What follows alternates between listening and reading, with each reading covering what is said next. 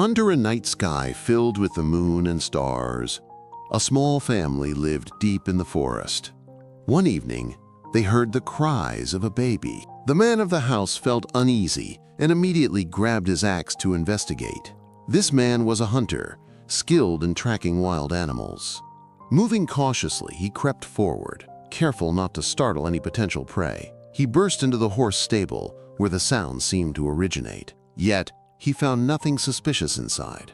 Ever since being diagnosed as infertile, he often heard strange noises, perhaps illusions of the mind. But when he turned around, he was stunned to see a baby lying helplessly in the hay. Without hesitation, he scooped the child up, checking for signs of life. The baby was unharmed. Overwhelmed with gratitude, the man felt a joy beyond words. Suddenly, his wife approached, asking what had happened. The man's name was Vincent, and his wife was Olina. Olina gasped upon seeing the baby in Vincent's arms, demanding to know where it came from. Vincent declared they would adopt the child as their own. Long ago, the tale goes, there lived a man with magical powers. With a mere wave of his hand, rain would end droughts. He shielded the village from external threats using his extraordinary abilities. No longer did the villagers suffer hunger or thirst. Prosperity flourished. But the man never ceased experimenting for the village's advancement. Recognizing his power, the people revered him as the Mage. This story came from a history book read by a child, a 12-year-old named Shiron who adored reading. And the man from earlier, Vincent, now 40, was Shiron's adoptive father. Vincent raised Shiron with boundless love, calling him home for dinner. Obsessed with magic, Shiron asked his father how to wield it, but Vincent could only stammer in confusion. On their walk home, Vincent joked that felling a tree or defeating a bear in one strike might count as magic. Other village children noticed Vincent and Shiron walking together. They mocked Shiron, who always carried a book, doubting whether he could even read it. Vincent overheard the children belittling his son. He was furious but forced himself to stay calm. Shiron, however, seemed unbothered by their taunts and remained happily focused on his father. Vincent planned to take Shiron to town the next day to buy his favorite fruits. Shiron was overjoyed and could hardly wait. He intended to use this opportunity to learn more about magic. The following day, they arrived at a small town called Creus. Shiron marveled at the bustling city sights. Nobles browsed extravagant clothing shops, while children laughed and snacked on treats. Vincent instructed him to wait at Old Man Martin's shop until he returned. He warned him not to disturb the nobles or wander into alleys. Shiron obeyed. Commoners rarely knew how to read or write, but Shiron could. Old Man Martin was impressed and praised him. Obsessed with magic, Shiron asked if he knew about it. Martin admitted he didn't understand magic well, but the bookstore across the street had many books on the subject. He allowed him to go, but insisted he return quickly. Shiron left his book with Martin. Curious, he peeked inside and reminisced about his youth spent reading fairy tales. But his shock grew when the book resembled a scientific journal. Meanwhile, the bookstore owner's wife slapped Shiron's hand away. She refused to let the boy touch the expensive books and shooed him out. Suddenly, a middle-aged man entered, a client discussing a book order. They were seen chatting about some books that had been ordered and would soon be sent. Shiron quickly seized the opportunity to glance at one of the books but found little information in it. He found it incredibly difficult just to read a book and wondered how his father had obtained the ones he read. Suddenly, he noticed someone carrying a box of books passing by in front of him. Curiosity piqued. Shiron decided to follow the man. To his surprise, she saw the books being carelessly discarded. They were thrown into a trash bin tucked away in a quiet corner of the city. Finally, Shiron realized where the books his father gave him came from. Shiron spotted two noble women, deep in conversation. He pondered what truly set nobles apart from commoners. Intrigued, he trailed after them as they headed toward the noble district. Of course, he was immediately stopped by the guards and shooed away. The guards questioned Shiron about his origins and parents. He claimed his father was nearby, but one guard remained skeptical. He had never seen Shiron around before. Sensing the guard's growing suspicion, he grew fearful, a bad premonition creeping in. The guard accused Shiron of being a spy sent by bandits and moved to arrest him for interrogation. Luckily, Shiron had already slipped away. leaving his jacket behind in his escape. The guard panicked and immediately began searching for him. As it turned out, Shiron was hiding in a secluded corner of a building. He hurried back to Old Man Martin, certain his father would scold him later. As he passed by a building, he overheard the voice of an old man giving a lesson about magic. From behind the wall, Shiron kept listening to the teachings being shared. The lesson emphasized that the most crucial aspect of learning magic was neither money, hard work, power, nor status, but insight. With vast insight, one could be considered a genius, mastering magic swiftly and even becoming a mage. The old man then asked for Shiron's opinion, revealing that he knew Shiron had been listening from behind the wall. Shiron was startled. How could the man detect him without even seeing him directly? He hesitated, unsure whether to run or answer. But Shiron was determined to chase his dream. He felt that if he didn't climb this wall now, he would regret it forever. With great effort, he scaled the wall. On the other side, an old man was teaching several students around Shiron's age. The man was the headmaster of the Alpheas Magic Academy, a fourth-tier mage. Shiron jumped over the wall and approached the headmaster. Other students saw Shiron's appearance and told him to leave because he wasn't a noble. Shiron was shocked. Even at the academy, status discrimination persisted, but the wise headmaster didn't mind and gestured for him to come closer, asking what had made Shiron so curious. Without hesitation, Shiron replied he wanted to see magic. He had only read about it, but had never witnessed it firsthand. Bowing deeply, Shiron earnestly begged the headmaster to show him. Delighted by his enthusiasm, the headmaster agreed to demonstrate wind magic. Suddenly, a powerful gust of wind swept through. It lifted the other students and Shiron into the air. Shiron felt both awe and fear at the same time. Panic set in as he realized he was falling, but the other students seemed to be enjoying themselves, as if playing. As he plummeted, Shiron shut his eyes, convinced it was the end. But the headmaster's magic halted his fall mid-air. The other students laughed at him. The headmaster ended the demonstration, hoping Shiron hadn't been too frightened. Instead of fear, Shiron's face shone with amazement, his thirst for magical knowledge undeniable. With fierce determination, he pleaded with the headmaster to explain how it worked. The other students frowned, deeming Shiron's boldness disrespectful. But the headmaster sensed something unusual about Shiron. It was as if he glimpsed a talent surpassing anyone else's in magic, though he wasn't entirely sure. Deciding to test him, the headmaster gave a complex explanation. Magic was a mental act, exploring the world's ultimate truths. He assumed this would be too difficult for Shiron. But Shiron suddenly countered, saying irrational truths often came closest to real ones. A stunned silence fell over the students and headmaster, their surprise unconcealed. The headmaster, now excited, asked if Shiron had read that in a book. Shiron denied it. He'd noticed how dismissed ideas from many thinkers later became new truths. The headmaster was deeply satisfied, while the other students remained confused. Shiron boldly asked what he must do to learn magic. The headmaster recognized his brilliance and independent research, traits of a true mage. Yet he couldn't help regretting Shiron's commoner status. He instructed a female student to demonstrate, telling her to use Spirit Zone. Moments later, she entered the Spirit Zone. The headmaster asked her to guess the number of coins in his hand. Without hesitation, she correctly answered 6. The headmaster explained that a focused mage could perceive everything around them, even counting leaves on a tree. This ability, Spirit Zone, revealed the world's hidden truths. Shiron grasped the concept instantly, confident he could do it. The headmaster advised practicing in solitude, first sensing one's existence, then erasing it. Only then would a new world unfold. Shiron understood.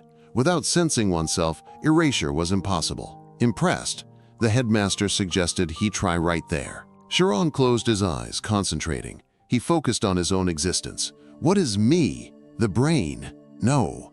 The brain is just an organ. Sensations couldn't be confined to that concept. It wasn't about definition, but feeling. One by one, Shiron mentally stripped away layers of self. Only his heightened awareness remained. Slowly, he opened his eyes. The headmaster asked what he'd felt. Tense and wide-eyed, Shiron heard everything around him. The students mocked him. Of course he'd hear sounds if he just stood there. The headmaster, assuming failure, encouraged him to keep practicing. Then he left with the other students, abandoning Shiron under the tree. Still, the headmaster lamented Shiron's commoner status. Given his rare potential, Shiron climbed the academy wall to leave, but his hands were clammy, his breath ragged, his expression one of disbelief. He had succeeded. It turned out Shiron had truly succeeded in entering the spirit zone. He could clearly see the massive tree, its leaves falling gently, hidden behind the academy's walls. He also spotted birds soaring freely above the city. He could even feel the planet he lived on from the perspective of outer space. It was as if he had melted into the world itself. The overwhelming experience brought him to tears. As he ran back, Shiron felt as though, in that moment, his soul had truly left his body. He became an infinite existence, merging with the consciousness of the cosmos. Distracted, he accidentally collided with a man. The impact sent him tumbling sideways, crashing into nearby objects. He quickly tried to apologize, but Shiron only then realized he had run into a narrow, deserted alley where several street thugs now surrounded him. One of them, furious, grabbed him by the collar. The thug deliberately demanded compensation for Shiron's carelessness. Suddenly, a voice called out from behind them. A young, noble girl with striking red hair stood there, her demeanor regal. The thugs recognized her, Amy, but insisted they would teach Shiron a lesson. One kicked Shiron in the stomach, sending him sprawling to the ground. They ordered him to call his mother and make her pay for the damages. The insult to his mother ignited Shiron's fury, his expression darkening. The thug responded by kicking his head, mocking him for daring to act tough. Amy intervened, asking if Shiron was all right. She crouched in front of him, but Shiron insisted he hadn't done anything wrong. The thugs sneered, threatening to beat him and sell him to the next village, sending Shiron into a panic. Instead of helping, Amy mused about checking Shiron for defects to see if he'd fetch a good price as a slave. Misunderstanding her, the thugs began tearing at Shiron's clothes. Amy frowned in confusion. She had only meant to admire his face, finding him handsome. She grew uneasy seeing the terrifying look in Shiron's eyes. She'd only intended to bully him a little before letting him go. A silent hope crossed her mind. Hope he don't lose his sanity. Then, Shiron's emotions surged violently. His senses expanded. He could feel the flies near the thugs, the birds perched on cardboard boxes, even the rats scurrying in the streets. Unconsciously, he had fully activated the spirit zone. His heightened perception made time seem to slow around him. A flashback struck, the academy headmaster using wind magic. The sensation was so vivid, as if he were the headmaster himself. Memories, experiences, the very feel of wind magic flooded Shiron's mind. His expression twisted into one of lethal intent. Wind magic erupted from Shiron, swirling violently around him and hurling the thugs into the air. Though brief, the spell's force was enough to send them all flying. One by one, they crashed back down, leaving them severely injured. Some with broken bones, others unconscious. Amy approached Shiron, demanding to know his true identity. Shiron didn't answer, still in shock at what he'd done. Suddenly, noise erupted as a crowd gathered, staring at the scene. Amy swiftly leaped from rooftop to escape. Shiron marveled at her agility but had no time to dwell. Guards were closing in.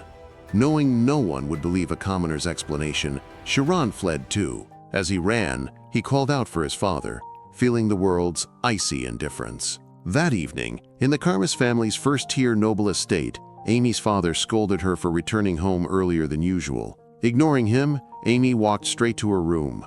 Her father was puzzled. Normally she'd argue back, but today she was eerily quiet. Then, abruptly, she spoke.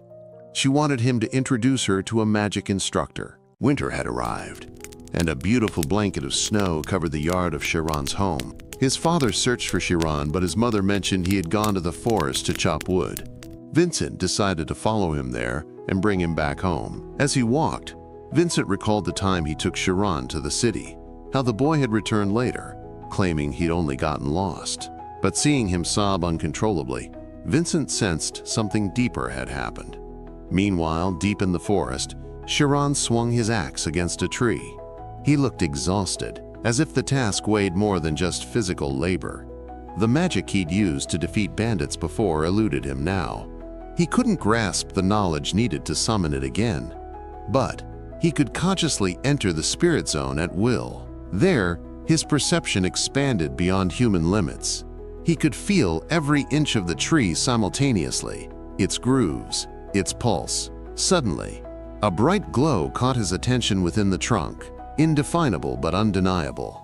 With a powerful swing, he struck the glowing spot.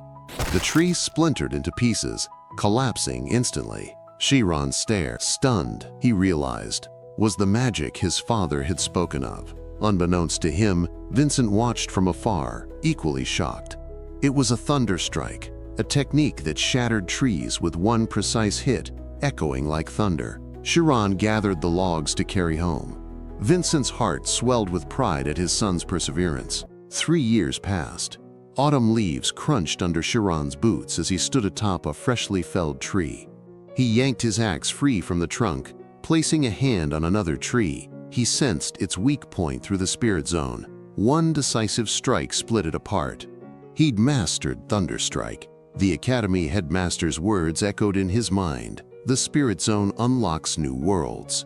He hadn't expected to experience it so vividly. After bundling the wood, Shiron headed home.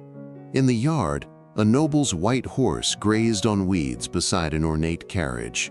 Curiosity prickled. Which noble would visit their home? Inside, he greeted Vincent and Olina, then noticed a middle-aged man seated across from them. The stranger introduced himself as Temuran, a steward from House Ogent. Shiron bowed respectfully. Temuran had come specifically to inspect him, scrutinizing his physique. He asked whether Shiron could read. Shiron ignored the question, demanding to know the purpose of the visit. Satisfied with Shiron's strength and literacy, Temuran offered a job at the Ogent estate. Shiron hesitated, bewildered by the abrupt proposal. Temuran explained the job involved sorting over 10,000 books to be transferred to the main library. At the word library, Shiron's mind raced. This was a chance to study magic. Noble houses hoarded invaluable texts. However, Temuran attached a grim condition. If Shiron disclosed anything, his family would be killed. Shiron finally understood his parents' somber expressions. The pay, however, matched the risk. Vincent stood abruptly, protesting. He wanted Shiron to chase dreams, not Ogent's gold. Temuran sneered that commoners like them could have no other motives. Vincent's voice shook with fury. He'd recommended Shiron for the books, not the coin. He remembered Shiron's childhood obsession, how the boy had taught himself to read after learning mere basics from Olina. That book-crazed glint in his eyes made Vincent wonder if noble blood ran in his veins. So he'd sought Temuran, begging for a chance for Shiron to read. Trembling with rage, Vincent growled that they didn't need Temuran's money. Then he roared, throwing Temuran out of the house. Upon hearing his expulsion, Temuran felt an urgent need to leave the scene immediately. However, Shiron approached him and calmly agreed to the job offer. Meanwhile, Vincent shouted in protest, desperately trying to dissuade his son from this decision. Temuran hesitated, asking Shiron once more if he understood the gravity of the consequences. Shiron reassured him, vowing not to reveal anything or blame Temuran if things went awry. Relieved, Temuran smiled and promised to return for him in a week. He quietly hoped Shiron wouldn't change his mind when the time came. Vincent continued pleading, warning of the unbearable risks, but Shiron, touched, thanked his father instead, calling this opportunity a gift. The two embraced, their longing and sorrow mingling before the departure. Olina wept too, her tears a mix of pride and heartache, as she watched her son step into adulthood. A week later, a servant from the Ogent family arrived with a contract for Vincent to sign. The moment the ink dried, the servant hastily snatched the document and ushered Shiron toward a noble's carriage. Shiron glanced back one last time, memorizing Vincent's face. Inside the carriage, Shiron sat in silence, his thoughts lingering on his parents. He activated his spirit zone, sensing their presence afar. Through its haze, he saw them weeping as they bid him farewell. Clenching his fists, he swore to survive, to learn everything he could, and to return alive no matter what.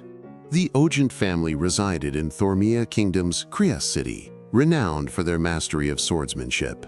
Their patriarch was a fourth-tier knight, and the entire strength of Krias flowed from the Ogent lineage. Soon, the carriage arrived at the Ogent estate. The servant beside Shiron mistook his awe for fear, as the boy gaped at the grand manor. They passed sprawling gardens, a towering fountain with a horse statue at its center, symbols of the Ogent family's valor, the steed and the sword. The servant led him to a tower-like building where staff lived and worked. There, Temuran greeted Shiron warmly and explained his duties for the next 2 years.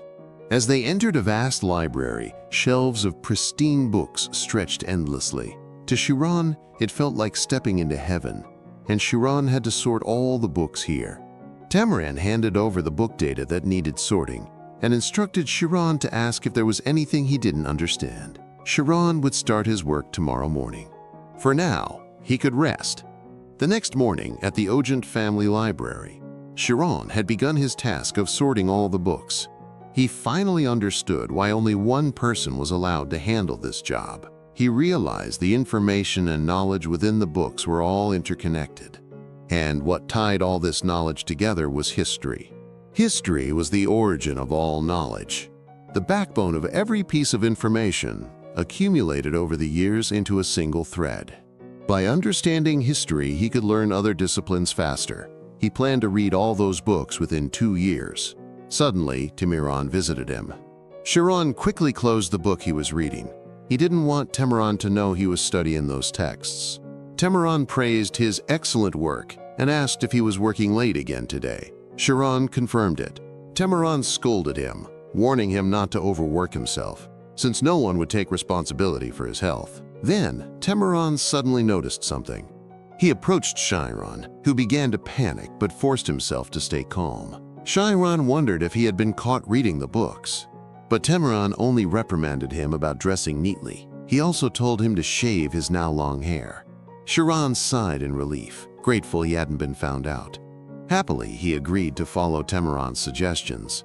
That night, Shiron was working late again, reading books. The more he read, the harder it became to comprehend.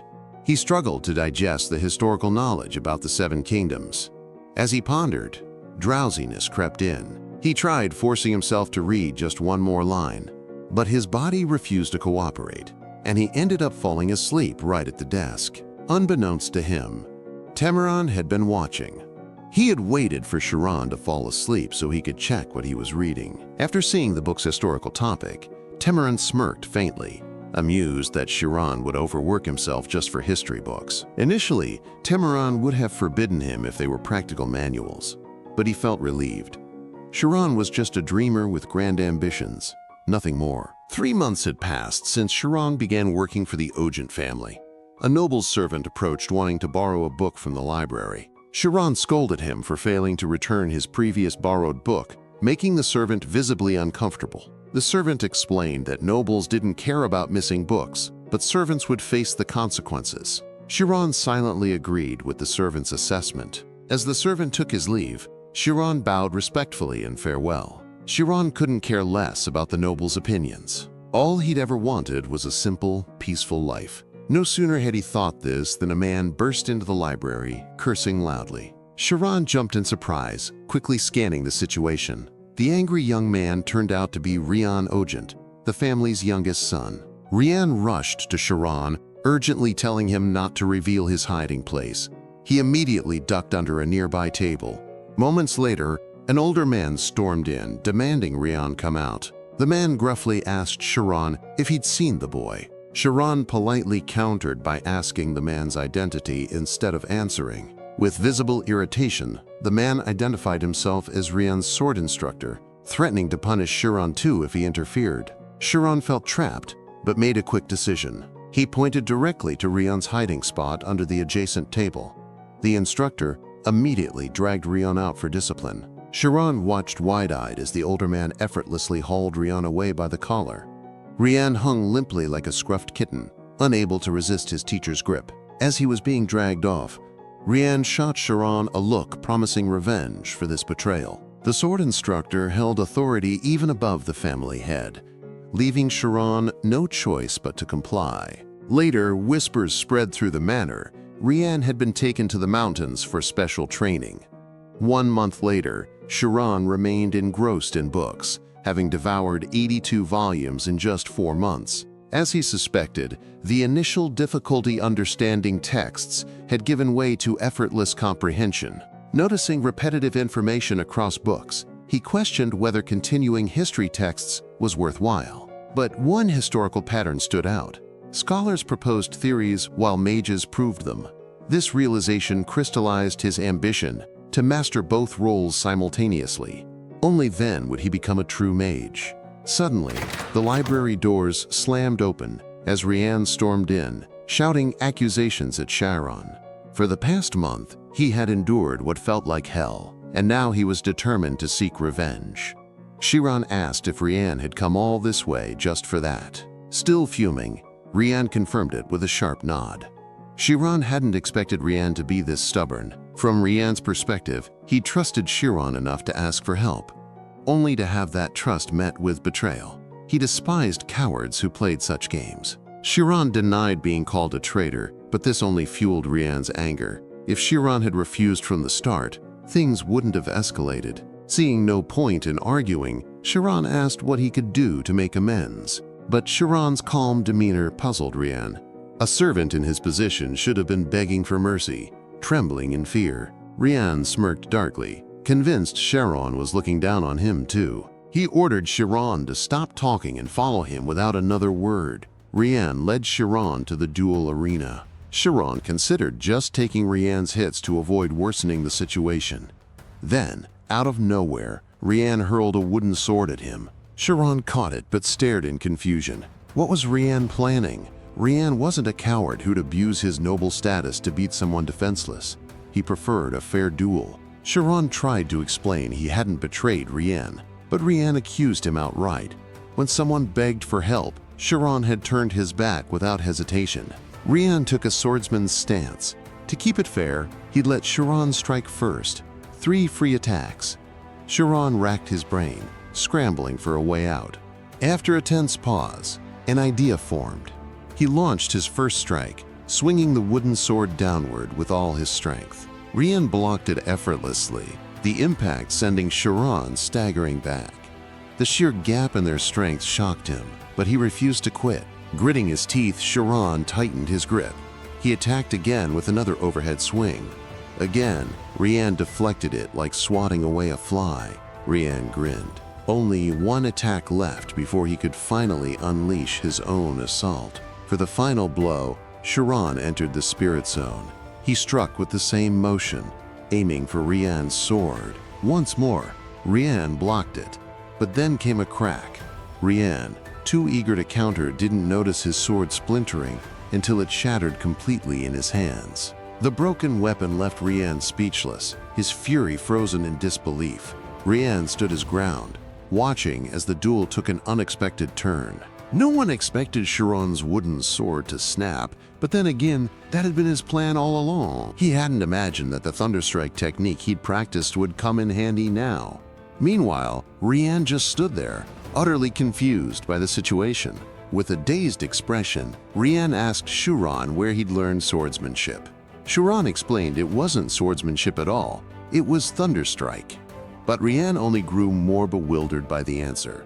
Shiron clarified that it was just a wood-chopping skill he picked up because of his weak physique. Rian's frustration grew as he realized Shiron had beaten him with something as simple as tree cutting, while he'd spent 15 years mastering the sword. The memory flashed in his mind. His own sibling, who'd wielded a similar technique called sword smash. That very ability had crushed Rian in their duel years ago. Ever since that loss, the rest of the family had looked down on him.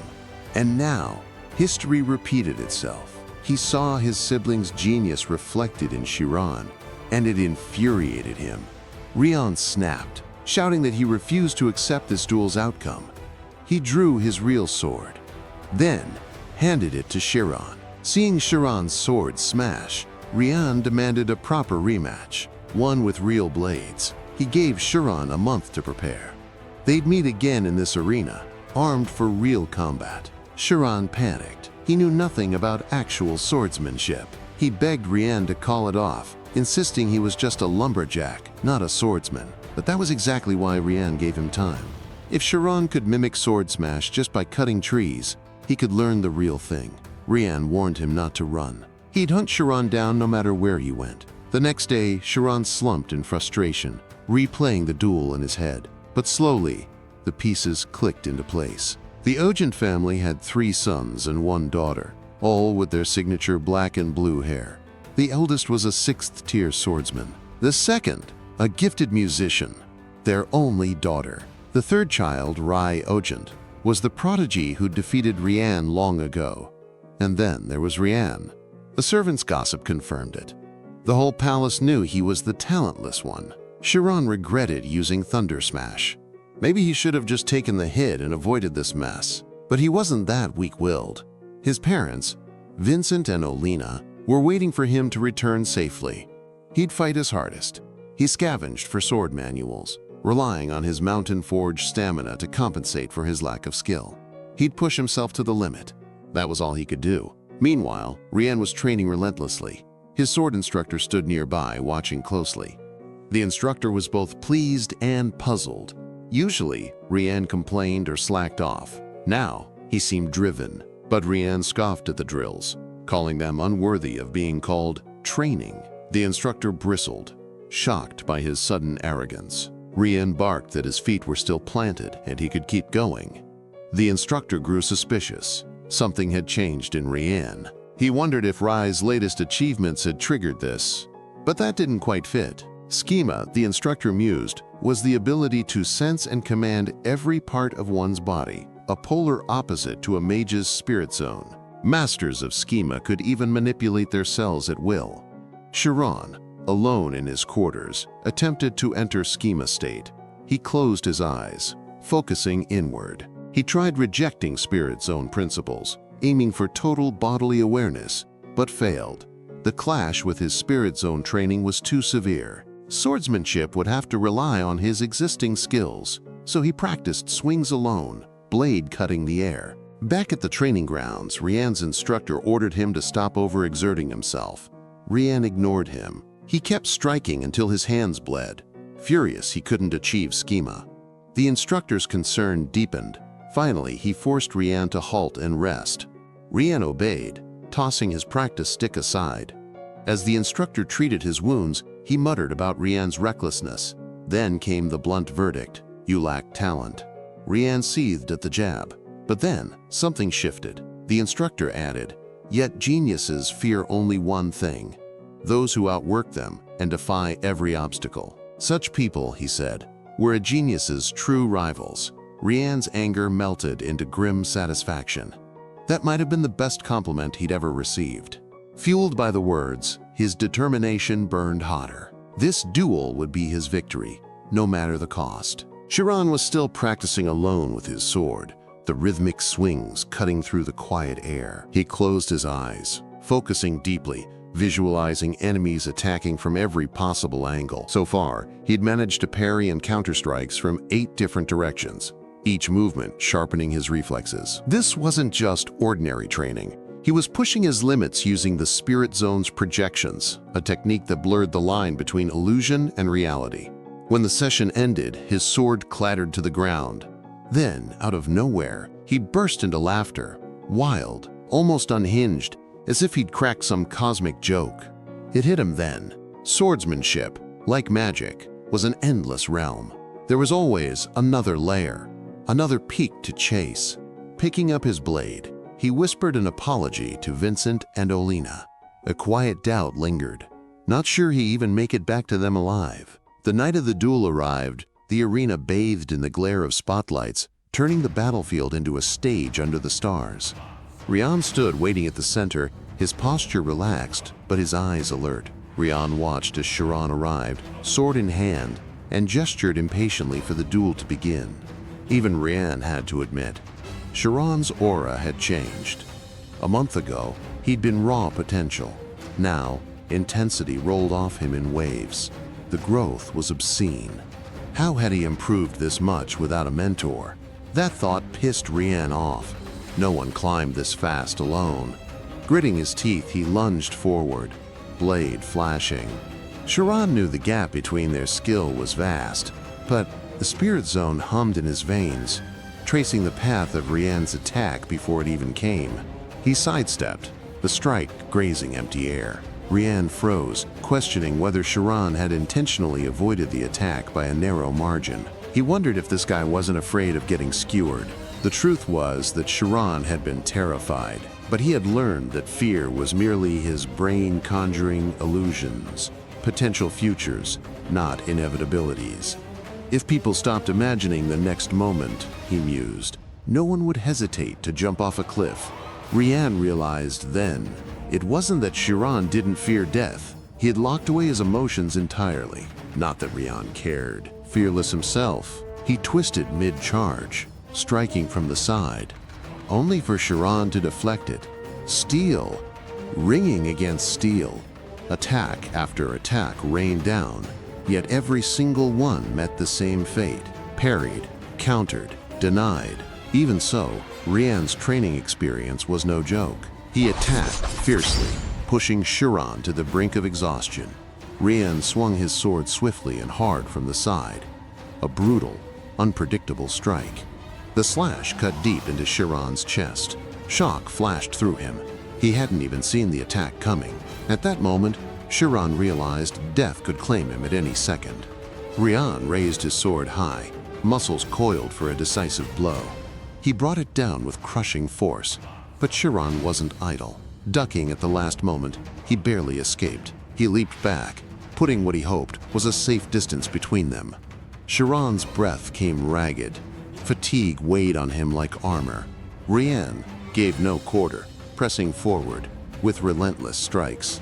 Shiron blocked desperately, each parry draining him further. Clutching his wound, Shiron steadied himself. Just survive a little longer. Rian advanced again, eyes locked on Shiron. This would be the final attack. But Shiron faltered, confused as Rian's blade came from an unexpected angle.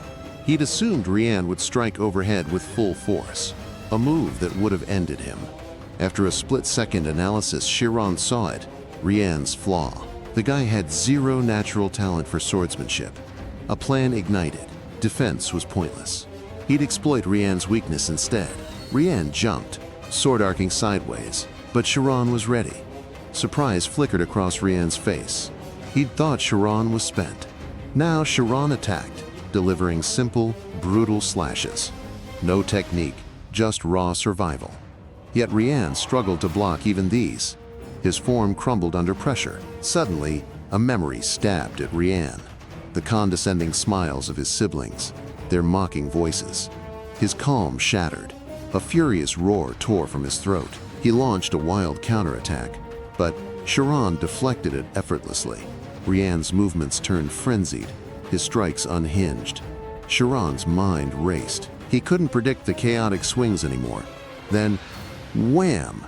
A vicious upward slash shot toward him. Panic spiked in Shiron.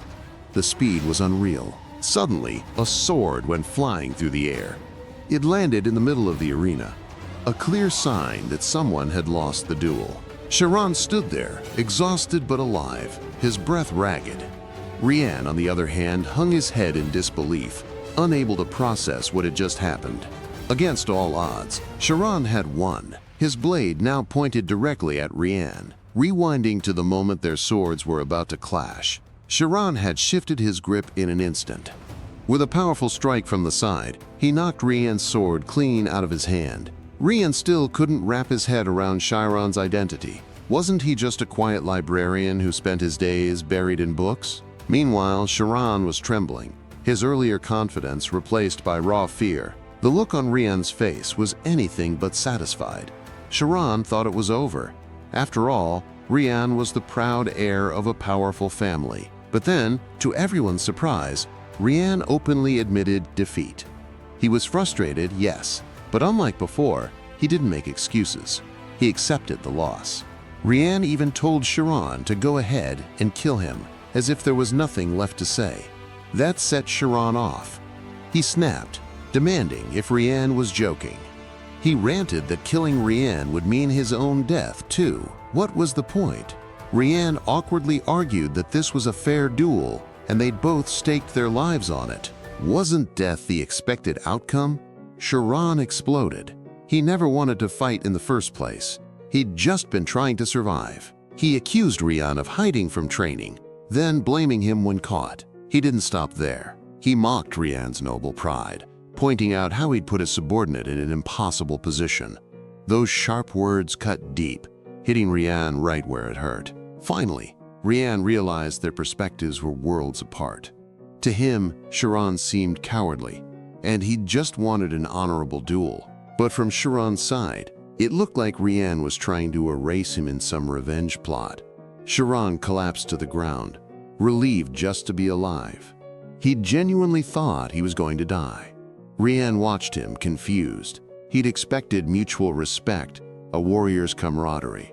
Instead, Shiron was sitting there crying, nothing like the fierce fighter from moments ago. Rian knew Shiron was a genius, but unlike his siblings, he didn't laugh. Even fought him seriously, with everything he had, so Rian stepped forward, introducing himself properly, a sign of genuine respect. Shiron blinked, thrown off by the sudden formality, as Rian extended a hand. And just like that, Rian asked to be friends. The next day, servants were hauling sorted books to the new library. Temuran praised him. He'd already categorized 7,000 volumes. Shiron thanked him politely before seeing him off. Then, he returned to sorting, back to his usual routine. Secretly, he was grateful. The fight with Rian had strengthened his spirit zone. Out of nowhere, Rian appeared beside him, eyeing the books. Had his family even read these? He wondered. Shiron confirmed it. He often saw the family head and other members visiting the library. After getting closer to Rian, Shiron realized Rian was a funny and enthusiastic guy, despite his overly proud attitude. Seeing Rian carelessly toss a book aside, Shiron scolded him since he would be the one dead if something went wrong. But Rian told him not to worry. He'd protect Shiron no matter what. Shiron sarcastically remarked that he'd feel safer if Rian just did nothing at all. Rian also admitted he wanted to study at the library, claiming his sword instructor had recommended it. But in reality, he was bored out of his mind, squirming around like a kid begging for candy. 10 minutes later, they were sitting on one of the library tables, with Shiron sternly telling Rian to actually focus on studying. Rian wondered if Shiron, who wanted to become a mage, really needed to read that many books. Shiron nodded. Even after going through 600 history books, he still felt like it wasn't enough. Rian was genuinely impressed. Shiron had managed to read so much. As he watched Shiron absorbed in a book, Rian couldn't help but feel Shiron seemed more mature than him, despite being the same age. Rian then noticed a book discussing duel outcomes between mages and swordsmen. Without hesitation, Rian called the topic boring. Shiron, of course, protested.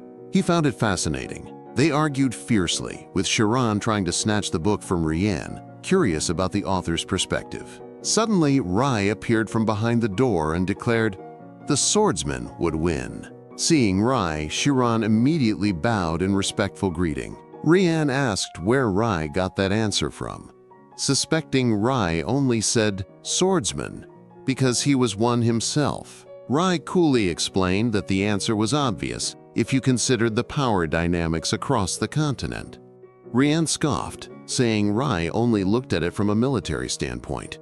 They were debating individual combat. Ignoring his foolish little brother's opinion, Rai turned to Shiron and asked for his thoughts. Shiron hesitated. Should he answer honestly or play it safe? He couldn't read Rai's intentions. But in the end, Shiron chose honesty.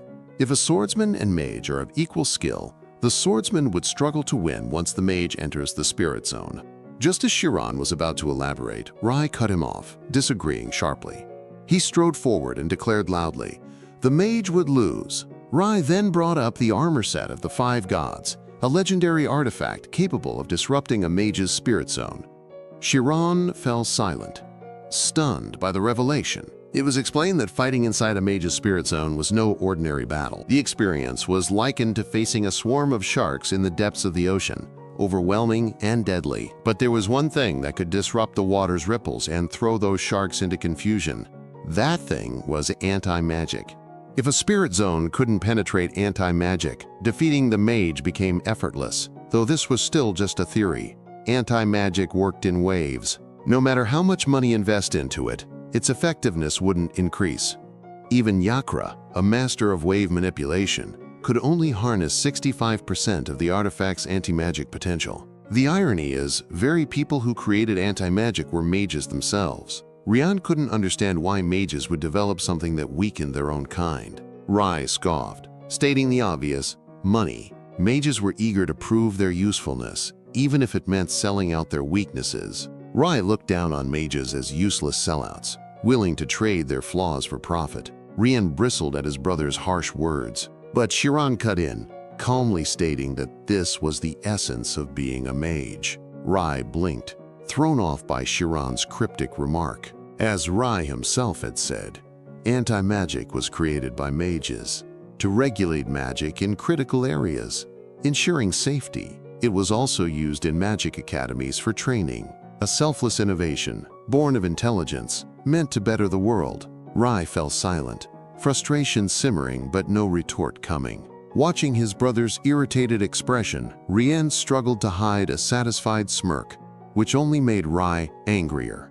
Rai stubbornly insisted swordsmen would never lose to mages, but his stormy exit betrayed that Shiron's words had struck a nerve. Shiron let out a relieved sigh as Rai left, while Rian grinned in quiet victory. For a moment, Shiron had genuinely thought he was about to die.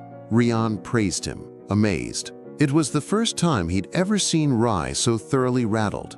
Time flew. 6 months passed in what felt like an instant. A servant reported Shiron's progress to Temuran. To Temuran's shock, Shiron had completed his task 6 months ahead of schedule. The servant urged him not to let go of such a valuable asset, but Temuran dismissed the suggestion, shooing the servant away. Deep in thought, Temuran lingered on the subject of Shiron. Meanwhile, Shiron sat in the library, flipping through a book. Closing it, he reflected on everything he'd endured over the past year and a half. Relief and joy washed over him. His duty was finally ending, and soon he'd return to his parents. Suddenly, Rian burst in, having heard Shiron was leaving. Shiron confirmed it. There were no more books left here for him to read. Rian congratulated Shiron, impressed that he'd managed to finish every book in the library. Shiron surprised Rian by asking to visit his family's estate before leaving. Unexpected, since Shiron usually kept their friendship hidden. Normally, Shiron avoided drawing attention to their bond. Rian agreed, leading him inside.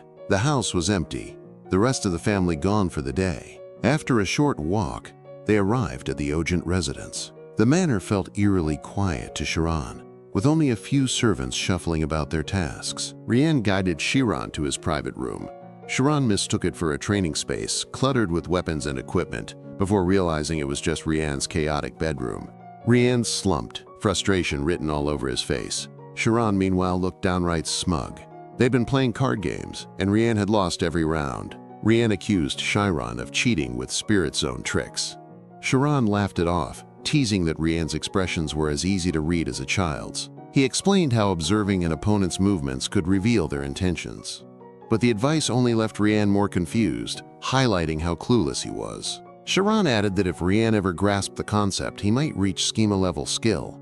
Rian nodded vaguely, half understanding, half lost. Shiron's eyes landed on an intriguing fiction book, and he considered borrowing it. But Rian had already dozed off, mentally exhausted. Bored, Shiron wandered the halls alone. Then, the sound of a piano, hauntingly beautiful, caught his attention. The music led him to a room where a blue-haired girl played with effortless grace. Reina Ogent, the family's piano prodigy, glanced over her shoulder mid-melody. She turned toward the door and asked Shiron what he thought of her playing. Shiron stiffened, embarrassed at being caught eavesdropping. He fumbled through awkward praise, calling her performance remarkable. Reina smiled warmly, introducing herself since they'd never met. Shiron did the same. After exchanging names, Reina asked if he'd ever played piano before. Shiron admitted he hadn't. He recalled Rian's warning. "Reina's the worst of all my siblings.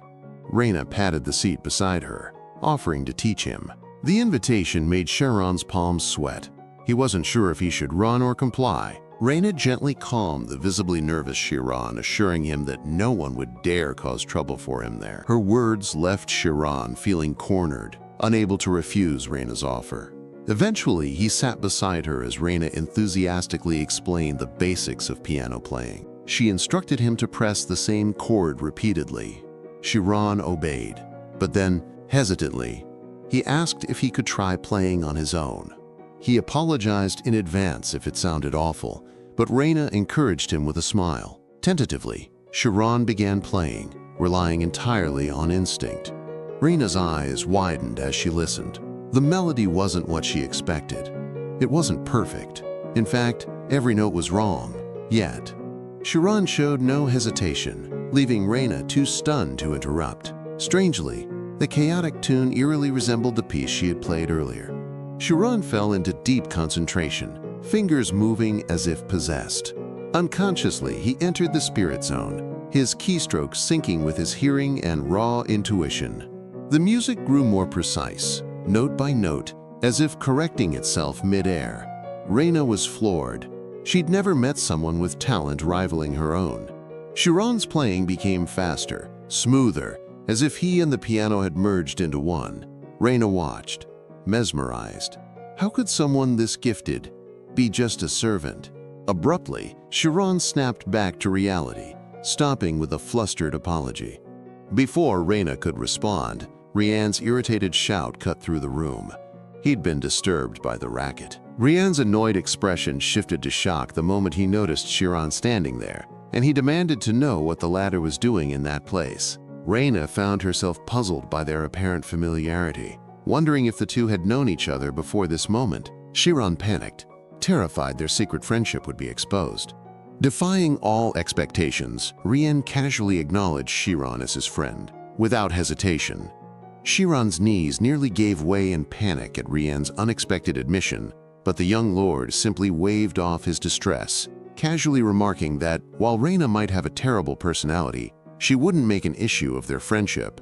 To everyone's surprise, Reina stepped closer with genuine warmth in her eyes, expressing sincere delight that her brother had found such an interesting friend in Shiron. She then asked Shiron what he'd felt while playing earlier. He didn't answer, too baffled by her indifference to a noble fraternizing with a commoner. Flustered, Shiron immediately jumped to Reina's defense, protesting that she couldn't possibly have a terrible personality when she was both beautiful and kind, completely missing Rian's sarcastic jab. Rian rolled his eyes and warned Shiron not to be deceived by her lovely appearance, quipping that his sister was actually a wicked witch who'd devour him alive if he dropped his guard for even a second. Reina sighed at Rian's childishness, but admitted she was happy he'd found a friend like Shiron, even calling the Shiron adorable. Rian smirked and suggested Reina liked Shiron so much, she might as well adopt him into their noble family and be done with it. Reina froze. Since when did Rian approve of a commoner getting close to her? But Rian sarcastically clarified that it wasn't his sister who was valuable here, it was Shiron. Before he could finish his sentence, Reina grabbed his collar. What followed was a brutal beating that left Rian begging for mercy. When Rian finally caught his breath, he asked why Reina had returned home. She explained that Rai was taking his certification exam, and she'd only come back to escort him. The news visibly shocked Rian. He hadn't realized the gap between his abilities and Rai's was that vast. Rian elaborated that license certifications were internationally recognized credentials for mages and swordsmen who met elite standards, honored across the entire continent. Only 30 candidates would be selected from thousands of annual applicants. There were also non-certified licenses, like those granted to graduates of royal-approved academies like Alpheas Magic Academy. Graduates typically receive 10th-tier mage rankings upon completion. Rian's shoulders slumped as the weight of his slow progress settled on him. Reina ruffled his hair affectionately before excusing herself to prepare dinner. She bid Shiron farewell with a smile that danced between sweet and teasing. Shiron stammered out a goodbye in return.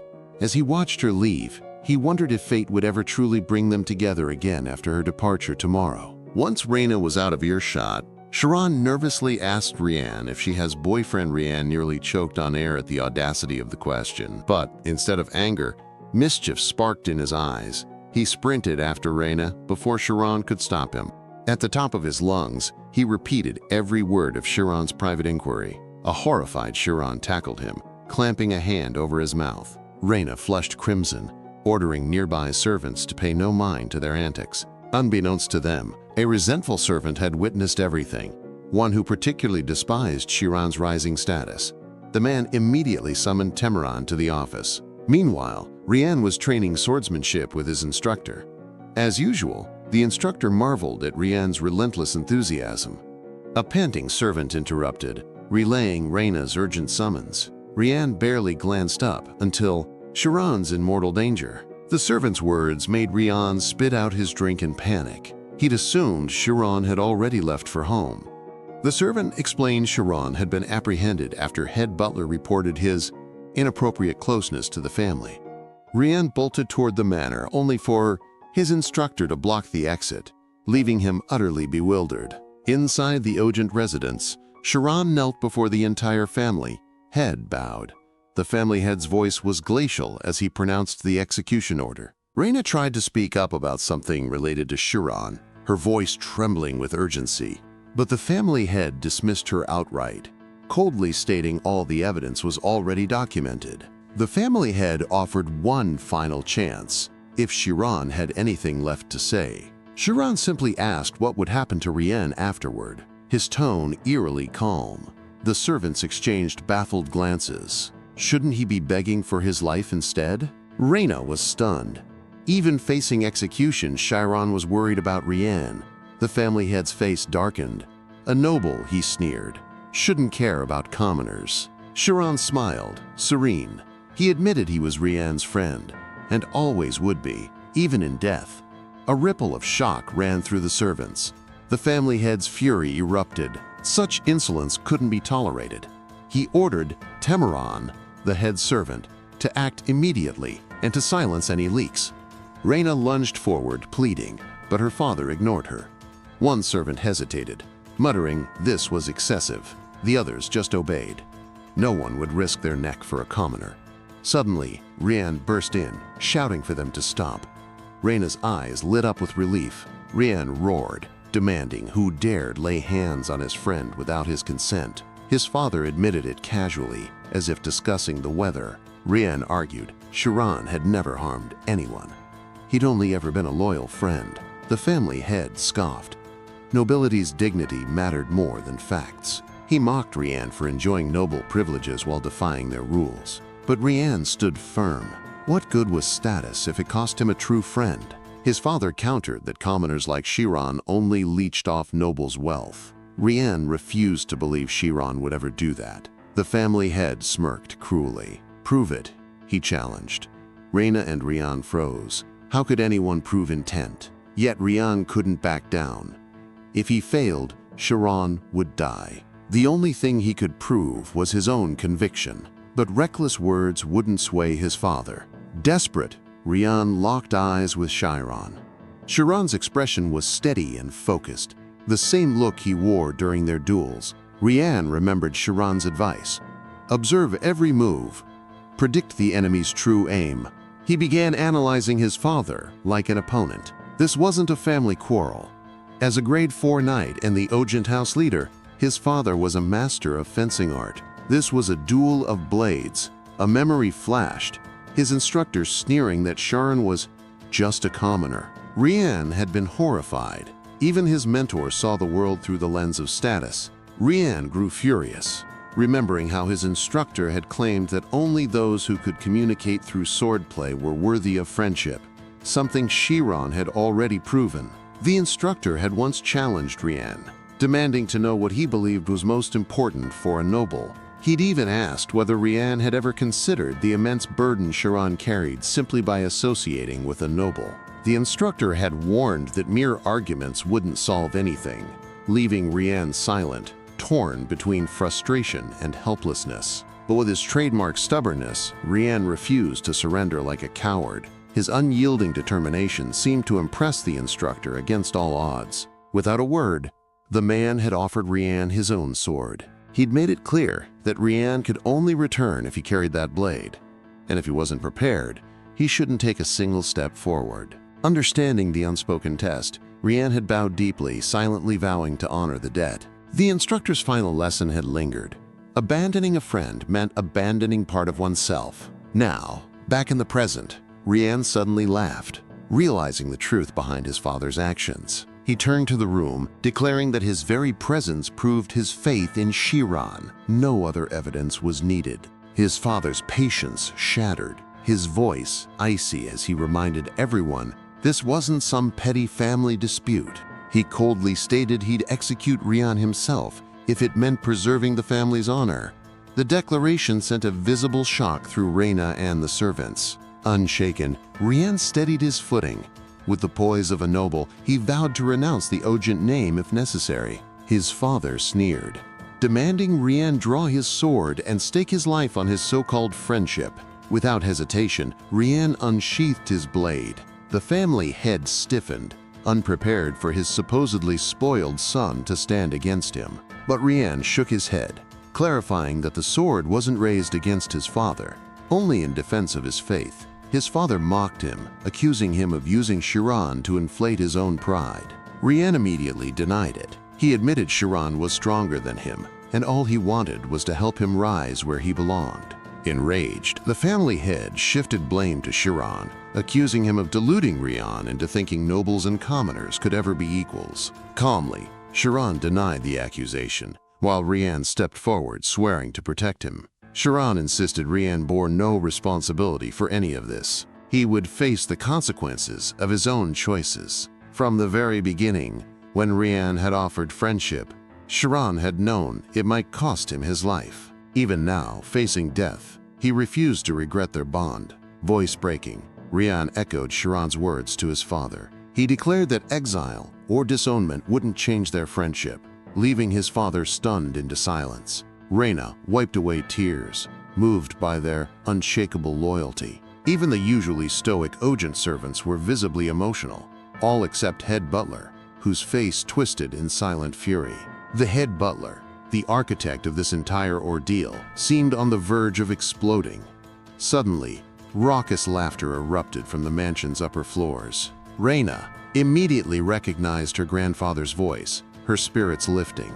The old man sounded delighted, marveling at the spectacle unfolding in his final years. Reina felt a glimmer of hope for Shiron's safety because Klumph, her grandfather, was wise and didn't obsess over social status. Shiron had learned Klumph's true identity. He was a general of the Thormia kingdom and a third-tier swordsman. Klumph was the former head of the Ojent family, a man of formidable legacy. Rian's father saw this as no simple matter to resolve, but Klumph found Shiron intriguing. He insisted on hearing first-hand testimonies. Reina, who'd been itching to speak up, stepped forward and praised Shiron's extraordinary talent for playing the piano. Besides, Shiron had planned to leave that very day. His task was complete. The idea that he'd befriended Rian for personal gain made no sense. Klumph weighed Reina's words, then turned to the next witness, Rai. Rai's face twisted in anger as he openly admitted his dislike for Shiron. Rian's father was pleased. He'd always relied on Rai's predictable stubbornness. But then Rai snapped that this issue had nothing to do with him, leaving Rian's father baffled. Rai clarified, yes, he despised Shiron, but he couldn't care less about Rian's friendships. He just wanted this over with so he could leave. Even Reina was stunned. Rai had indirectly defended Shiron. Klumph, however, grew more amused. Rai never subtly took sides like this. Next, Klumph called the third witness, Temuran, who'd observed Shiron closely. The head butler signaled Temuran to toe the family line. Servants like them existed to please their masters, nothing more. But Temuran ignored the hint. Coldly factual, he stated Shiron had not only done his job flawlessly, but finished 6 months ahead of schedule. The head butler fumed. Klumph pressed further. Wondering Temuran know about Rian and Shiron's friendship, Temuran had often seen them together but hadn't realized they were friends. Still, he argued, no ordinary person could have cataloged 10,000 books alone. Shiron was moved. Despite Temuran's icy demeanor, he'd stood up for him in front of the entire family. Rian's father's expression darkened. Suddenly, Klumph's face hardened.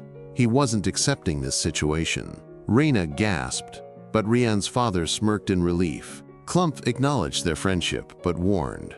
Rumors would spark political backlash from rivals. With so many relying on the Ojent name, he had no choice. Their friendship had to end. He hoped Shiron understood the family's precarious position. Reina wanted to protest, but she couldn't deny the truth in his words. Even Rian stayed silent, defeated by logic. Klumph turned to Rian, pleading for his compliance. Then he addressed Shiron directly, thanking him for teaching Rian about true friendship and begging him to let it end there. Shiron closed his eyes, deep in thought. But when he opened them, his resolve was steel. He refused to sever their bond. Reina and Klumph stared, stunned. Rai and Rian's father were equally shocked. No commoner had ever dared to defy Klumph Ojent like this before. Rian, who'd been speechless earlier, now watched Shiron's unwavering determination in awe. Shiron vowed he'd stay away if his presence harmed Rian, but no power could make him stop considering Rian a friend. If the family acknowledged that much, he'd obey their terms. Rian's hands began trembling uncontrollably, overwhelmed by a wave of self-disgust at his earlier hesitation. While he'd been relieved that Shiron's life would be spared, Shiron at first showed no such concern for his own survival at all. His entire being had been focused solely on preserving their fragile friendship. Shiron had truly realized discarding a friend meant discarding a part of himself. Suddenly, Rian drew his sword, shouting defiantly at everyone present. The act left the entire room in stunned silence. Reina had a terrible premonition and tried to stop him, but Rian ignored her, driving his sword into the ground. He knelt in the formal posture of a noble knight, then swore an oath to become Shiron's sword for life. Rian's father trembled with rage, never expecting his son to go this far. Just like that, the Ojent residence erupted into chaos.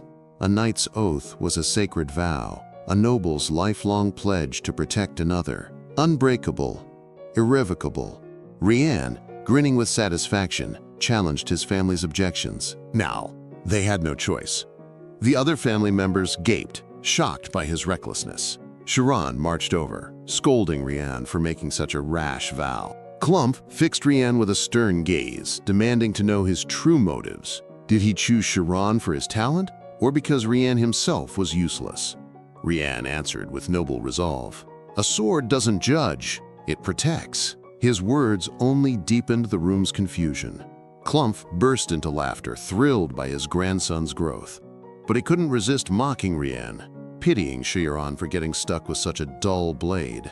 Rian scowled but had no rebuttal. Klumph strode to Shiron, clapped his shoulder, and entrusted Rian to his care.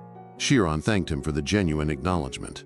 Since Rian and Shiron were now bound for life, Klumph ordered the head butler to fetch Shiron's parents in a noble's carriage. The head butler stood frozen, while two servants behind him exhaled in relief. Later, in Rian's room, he lounged smugly, replaying his family's shocked faces. Shiron kept grumbling about the recklessness of that night's oath. Rian sat up, clarifying he hadn't sworn it just because they were friends.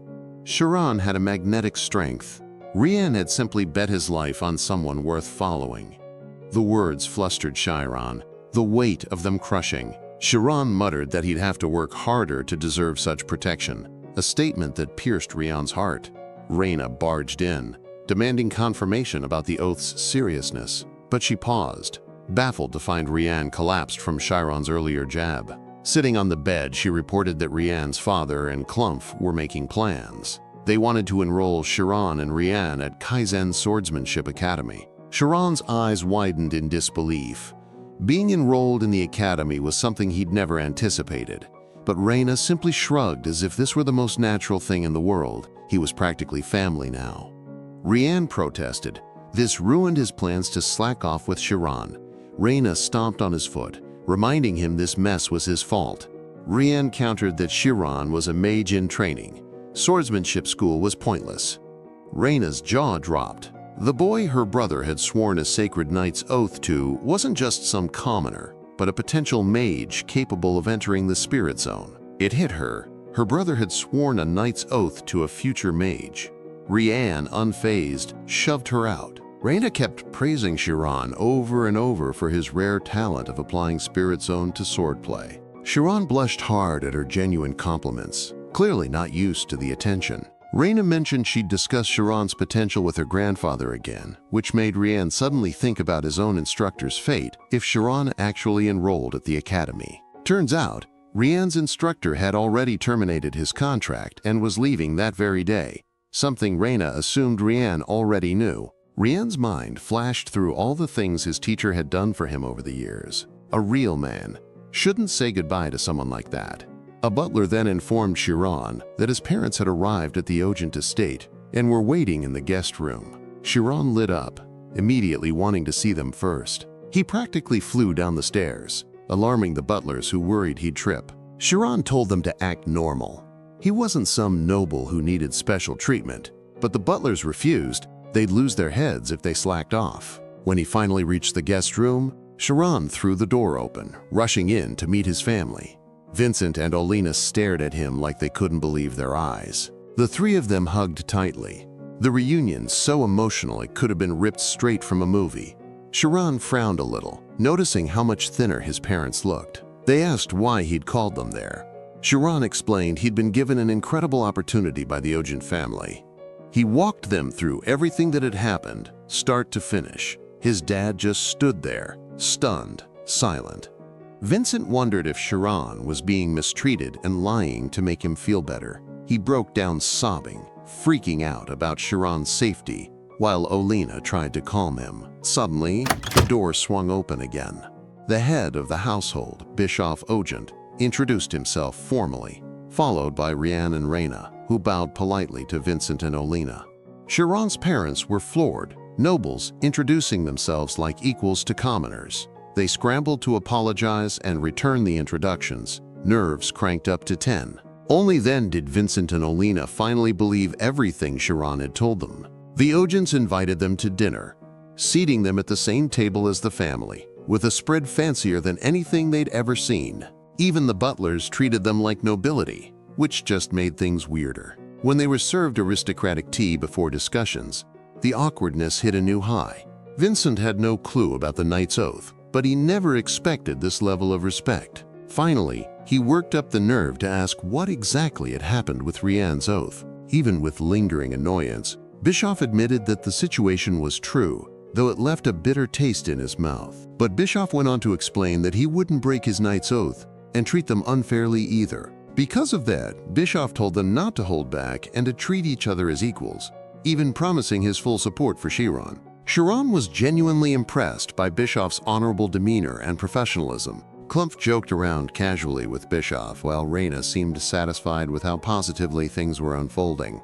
Bischoff pointed out that Shiron had a rare genius-level talent for using the Spirit Zone, so he planned to enroll Shiron in the prestigious Alpheas Magic Academy. Bischoff casually considered only what was best for Shiron, completely overlooking Vincent's commoner status. Only after Klumph reminded him did Bischoff realize his oversight, mentioning that Shiron would officially become a mage upon graduation, something that shocked Vincent. Finally, his son's dream of becoming a mage was within reach, but there was a problem.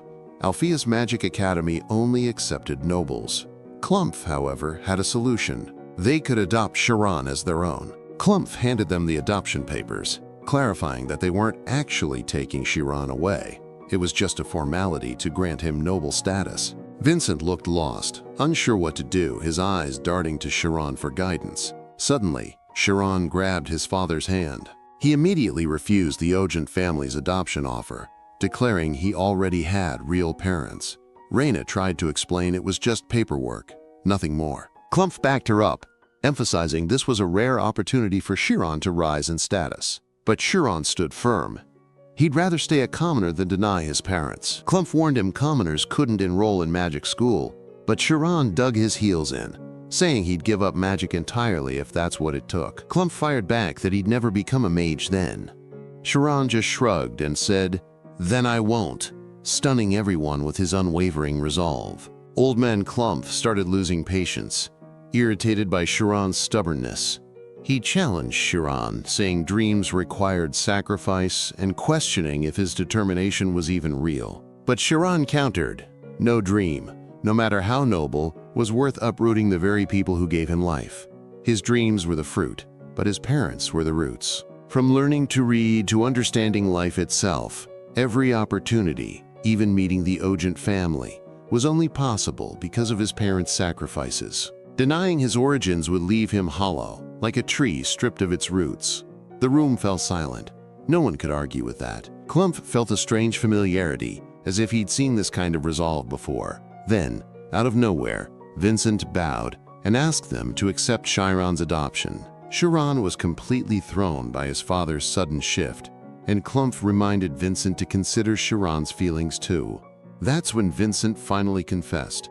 Shiron wasn't their biological son after all. 1. Shiron and his mom were totally caught off guard by Vincent's sudden statement.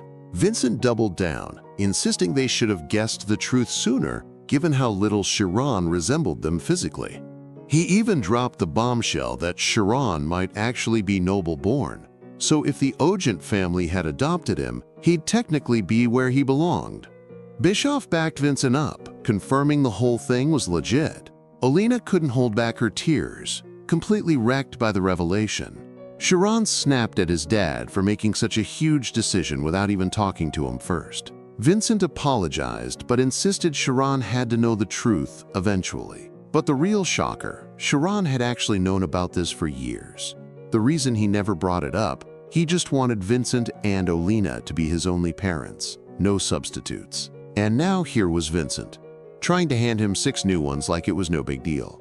Vincent admitted he couldn't stand watching Shiron give up his dreams just for their sake. Shiron shot back that as long as he worked hard, he'd make opportunities happen without abandoning his family. No way was he ditching the people who raised him, no matter what. That finally got through to Vincent, who broke down and hugged Shiron, tears flooding the Ogent household. Klumph just nodded like he got it. Parenting was never easy. Bischoff sighed, remembering his own struggles raising his kids solo. Even Rian got misty-eyed, realizing for the first time what real family bonds looked like. Bischoff then nudged Klumph to negotiate with headmaster Alpheas. After all, the guy owed Klumph a favor from way back. Klumph's eyes gleamed with mischief. The second Bischoff mentioned the debt. The old man was already plotting how to strong-arm the headmaster into cooperating. Bischoff just sighed again, remembering how Klumph had forced him into becoming family head too. 3 days later, thanks to Bischoff's help, Shiron's parents were crashing at the Ogent estate. Vincent still looked guilty sometimes, over-worrying about Shiron's future. That night, Rian and Shiron finally had time for a heart-to-heart before heading off to their separate academies. Fast forward 3 more days, and Rian was bawling his eyes out at the thought of leaving for swordsmanship school. Shiron cheered him up, promising to spam him with letters. Rian vowed to become the strongest swordsman to protect Shiron, but before he could finish his cool speech, Reina smacked him upside the head. She told Shiron not to stress. She and Klumph would make sure he got into Alpheas Academy. Shiron bowed so deep it was almost comical, gratitude pouring off him. Reina couldn't help but smile. She'd started off seeing him as a little brother, but his grit and maturity totally flipped that script. Dude was legit impressive. She hyped him up, saying he'd be an insane mage one day. With that, they all went their separate ways.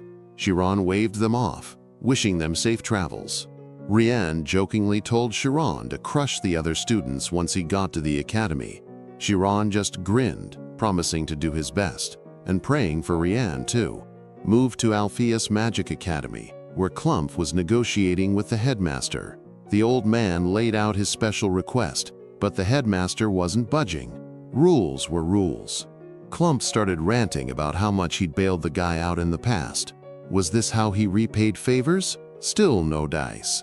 The headmaster had a pile of requests. He couldn't just make exceptions. Klumph was this close to losing it with the stubborn geezer. Klumph made a bold promise to the headmaster, insisting that Shiron was nothing like other kids. And the intensity in his expression actually made the headmaster a little curious. Klumph went full hype man, spilling every insane detail about Shiron and Rian's bond. For a second, Klumph looked nostalgic, like he saw the headmaster's younger self in the story. The headmaster still wasn't convinced, questioning why such a supposedly talented kid wouldn't just take the normal entrance exam like everyone else. Finally, Klumph dropped the real kicker. He admitted Shiron wasn't actually from a noble family at all. The headmaster froze. Suddenly, he was wondering if this was that kid, the one with blonde hair and blue eyes. Klumph couldn't shake Shiron's words from his mind, how the kid claimed he'd never regret dying if it meant being Rian's friend. At first, Klumph had just thought the boy was sly and smooth-talking, but when they offered to adopt Shiron and give him noble status, he'd refused without hesitation, saying he'd never forget his roots. Klumph burst out laughing again. The whole thing seemed ridiculous to him. The headmaster hadn't expected Shiron to understand the law of cause and effect so deeply. Klumph agreed. Nothing happened without a reason, yet so many people still missed that logic. Opportunities could come from anywhere, anytime. But if someone didn't know their own roots, they'd lose everything. And they should never compromise on what they believed was true. Didn't that mindset sound just like the headmaster in his younger days? But the headmaster felt that refusing to compromise made it too easy to judge others. And that was dangerous. Klumph figured the headmaster still hadn't forgiven himself. Whatever mistake he'd made, it clearly haunted him. Klumph reassured him he should let it go. After all, he'd guided so many talented young mages. The headmaster disagreed. He trained those kids precisely so they wouldn't follow his path and repeat his past horrors. Klumph kept insisting the headmaster was a genius who'd found his way back to the right path. The headmaster walked to the window, staring at the vast world outside while thinking about Shiron. Klumph told him to just accept Shiron already. This was fate. Who'd have thought the kid they met 4 years ago would return like this? The headmaster laughed. He didn't believe in fate, but in his heart, he couldn't deny it felt like destiny had brought Shiron back to them. Turning to Klumph with a serious look, the headmaster firmly decided to enroll Shiron into the academy. 3 months later, on a beautiful spring day, a noble's carriage arrived at Shiron's home. Now 17, Shiron said his goodbyes, ready to leave for the academy. He hugged his mom, Olina, promising to write often. When his dad, Vincent, tried to kiss him, Shiron dodged it. Vincent hugged him instead, wishing him success. Outside, Vincent mentioned how the Ojin family kept sending money despite their refusals. Temuran was there, waiting to escort Shiron to the academy. After boarding the carriage, Shiron waved one last time, and they set off. Hours later, they arrived. Shiron stared at his dream academy in awe. He couldn't look away. He'd never imagined actually attending as a mage. Temuran told him not to worry about costs. All he had to do was study hard. Shiron genuinely thanked Temuran for everything. He'd never forget his kindness. Temuran warned that no matter how high a commoner soared, they'd never match nobles. At the academy, many nobles would look down on him. With fatherly concern, Temuran advised him to endure. It'd all work out in the end. Shiron expected mockery, but Temuran surprised him with warmth. Inside the academy, Temuran excused himself. Shiron thanked him again before he left. Scanning the halls, Shiron searched for his guide. A class board caught his eye. Alpheas Academy split studies into 10 tiers, each with its own difficulty. His jaw dropped when he saw only 10 students graduated yearly. Suddenly, someone called his name from behind. Turning, he recognized the headmaster from years ago. Respectfully, Shiron greeted him, saying he remembered. As they walked, the headmaster explained he'd take an entrance exam to determine his class. The headmaster asked if Shiron had unlocked the spirit zone yet. He quietly regretted not teaching him sooner. Before the exam, the headmaster gave him a campus tour. Shiron gaped at a student flipping book pages with magic. He was mesmerized by others practicing spells everywhere. Some floated mid-air. Others debated theories he couldn't follow. The sheer difference between this world and his old life stunned him. Before he could process it all, boom! An explosion rocked the hallway. A girl had botched a spell chant. Shiron blinked as students ignored it like it was normal. As they moved on, a red-haired girl passed by. Every guy nearby swooned over her beauty appearance. The principal led him toward the academy's student ranking board, where names of top performers were displayed. His eyes landed on the first place spot for the middle class, taken by a girl named Amy Carmus. Shiron felt like he'd heard that name before, but he brushed the thought aside. Right then, he made up his mind to try cracking the academy's top ranks himself. One of Amy's friends suddenly called out to her, and Shiron glanced toward the girl being addressed. He froze. Amy was the same person he'd met years ago. It blew his mind that the top-ranked student had such a terrible personality. Memories of being bullied by her gang 4 years ago came rushing back. And now, here she was, the star of Alpheas Magic Academy's middle class. Amy's gaze flickered toward Shiron for a split second. Her friend hurried after her, not wanting to fall behind. Shiron quickly looked away, hoping Amy wouldn't recognize him. In the end, they just passed each other without a word. Though, unbeknownst to him, Amy's friend had noticed Shiron and was instantly smitten. Amy agreed with her friend's comment, but couldn't shake the feeling she'd seen Shiron somewhere before. Her friend found it weird. Amy had never shown interest in any guy until now. Amy denied it, insisting she just recognized his face. Meanwhile, the other boys could only stare in awe at Amy's stunning figure as she walked away. Little did they know, Shiron was the only one who knew about her dark past. After a short walk, they finally reached the testing hall. A group of younger students was already there, waiting for their turn. The principal told Shiron to observe how the kids handled their exams. 5 instructors stood ready to guide and evaluate the test takers, who'd step into a prepared circle to measure their spirit zone. Inside the spirit zone, floating letters would appear on the ground, helping gauge their strength, flexibility, and type. All Shiron had to do was answer the instructor's questions honestly. Simple enough, he thought. One examiner started the kid's test with a series of questions. Then, the kid closed his eyes and successfully entered his spirit zone. The instructor asked him to call out the farthest letter he could see. The kid answered 6, and the examiners quickly jotted it down. The principal explained that 6 meant the kid's spirit zone had a 6-meter diameter. The kid added that everything looked red, confirming his spirit zone's color. The instructor nodded. Red meant a divergent type, suited for high-volume energy output. Next came tests for visual clarity and temperature sensitivity. Once done, the examiners dismissed the kid with some praise. One female teacher remarked how talented this year's batch was, and the male instructor beside her agreed. Then, they called Shiron's name. The principal gave him a firm nod, urging him to go all out. The examiners had written Shiron off before he even started. Some kid who got in through the principal's connections using the Ogent family name. The female instructor figured if he had no talent, he'd just become another dropout. The male tester started with the most basic question: could Shiron even use magic? Shiron's answer didn't help his case. He admitted he'd never formally studied magic. The principal felt that familiar pang of regret. 4 years ago, he could have changed everything for this kid. The instructor's voice dripped with skepticism as he questioned whether Shiron stood any chance of entering a spirit zone at all. Without any grand claims, Shiron simply stated he would attempt it. The instructors exchanged relieved glances. At least this wasn't some blatant case of favoritism. Then Shiron closed his eyes, and something incredible happened. His spirit zone activated. A brilliant blue light exploded from his body, radiating magical energy so intense it made the air hum. Inside the zone, Shiron saw more symbols and letters than should have been possible. The instructor told him to call out the furthest number he could see. Silence.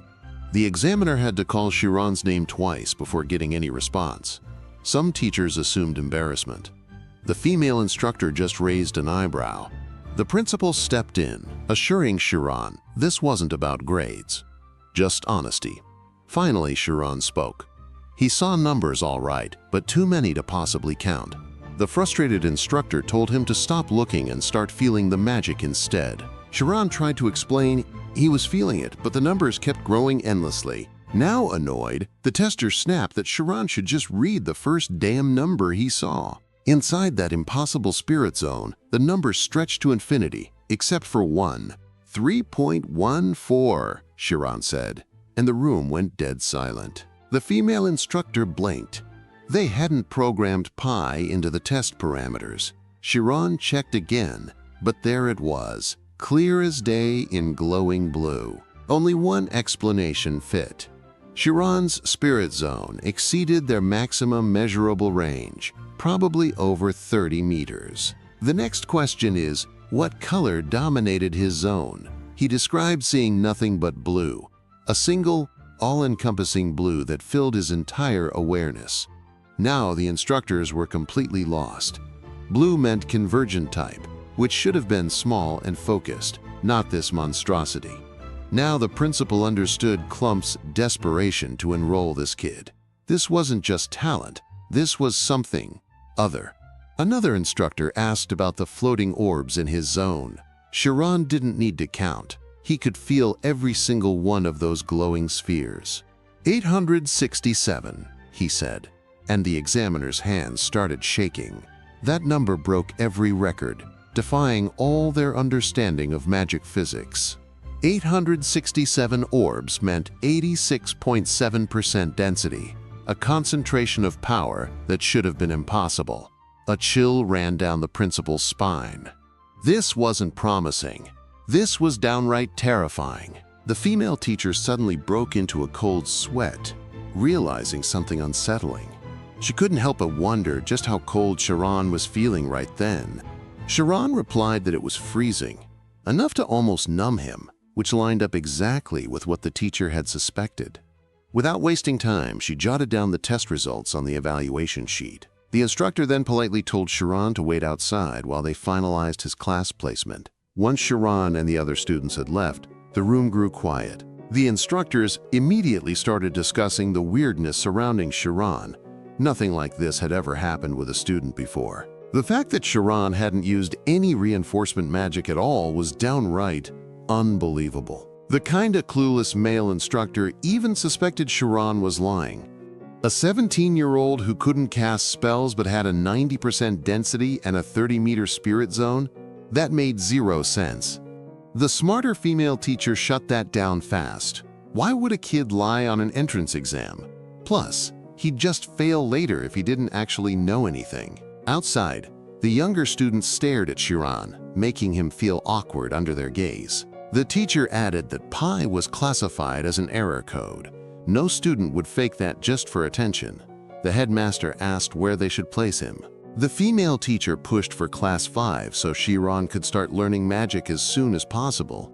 But the dense male instructor objected. That guy insisted on putting him in the beginner class since he couldn't even use magic yet. Annoyed, the female teacher snarked that not all students were as slow as him, which ticked the guy off. Soon, they were in a full-blown argument, with the man accusing her of just wanting to teach Shiron herself. But the other instructors sided with Thad, the stubborn guy, suggesting a step-by-step approach in Class 10. The wiser instructor worried Shiron would lose motivation stuck in boring basics and proposed Class 7 instead. He told the headmaster they could monitor his progress and bump him up if he excelled. If Shiron surpassed expectations, he could even skip grades.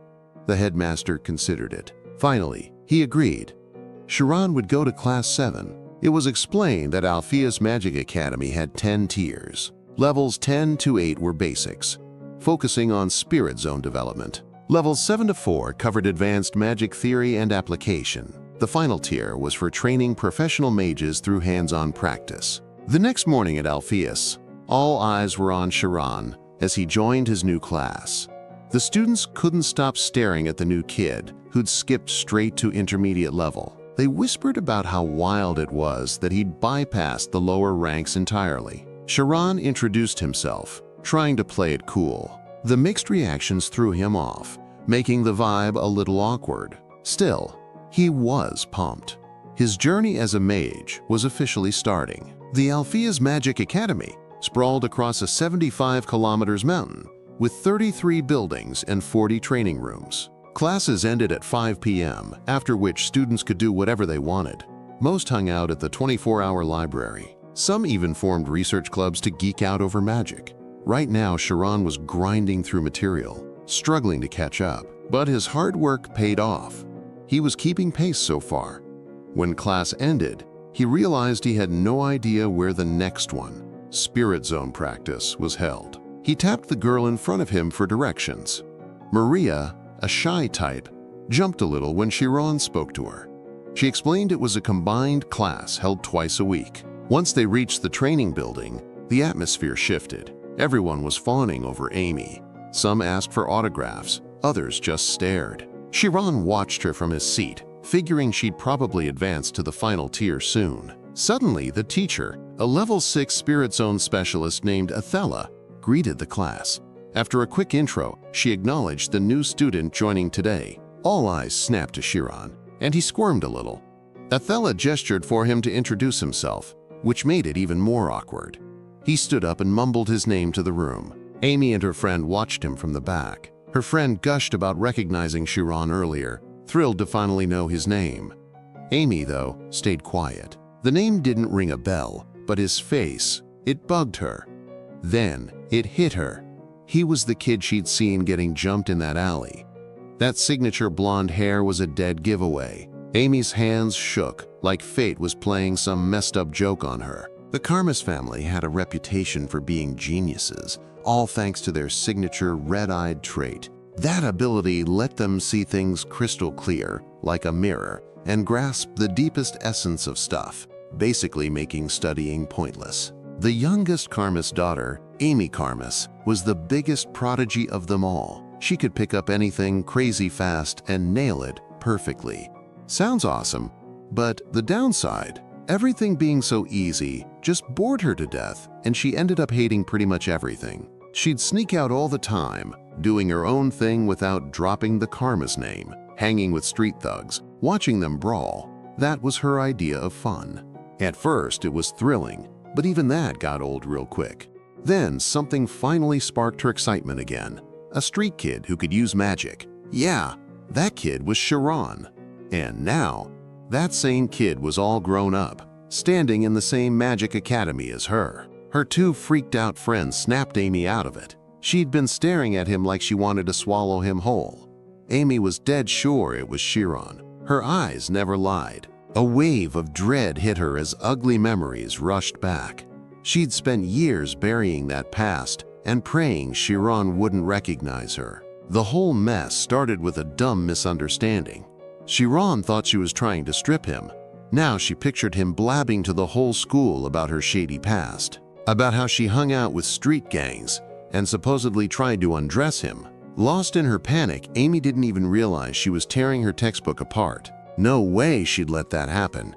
She had to shut this down before it got worse. Class finally started, with Professor Ethella diving into a lesson on spirit zones. Spirit zones came in different types, with the first kind always forming a perfect circle, but sometimes that circular shape just didn't cut it. Ethella decided to demonstrate by conjuring an image zone. Image zones were basically training wheels, a way to visualize spirit zones clearly. She explained that circular spirit zones were pretty useless in real fights.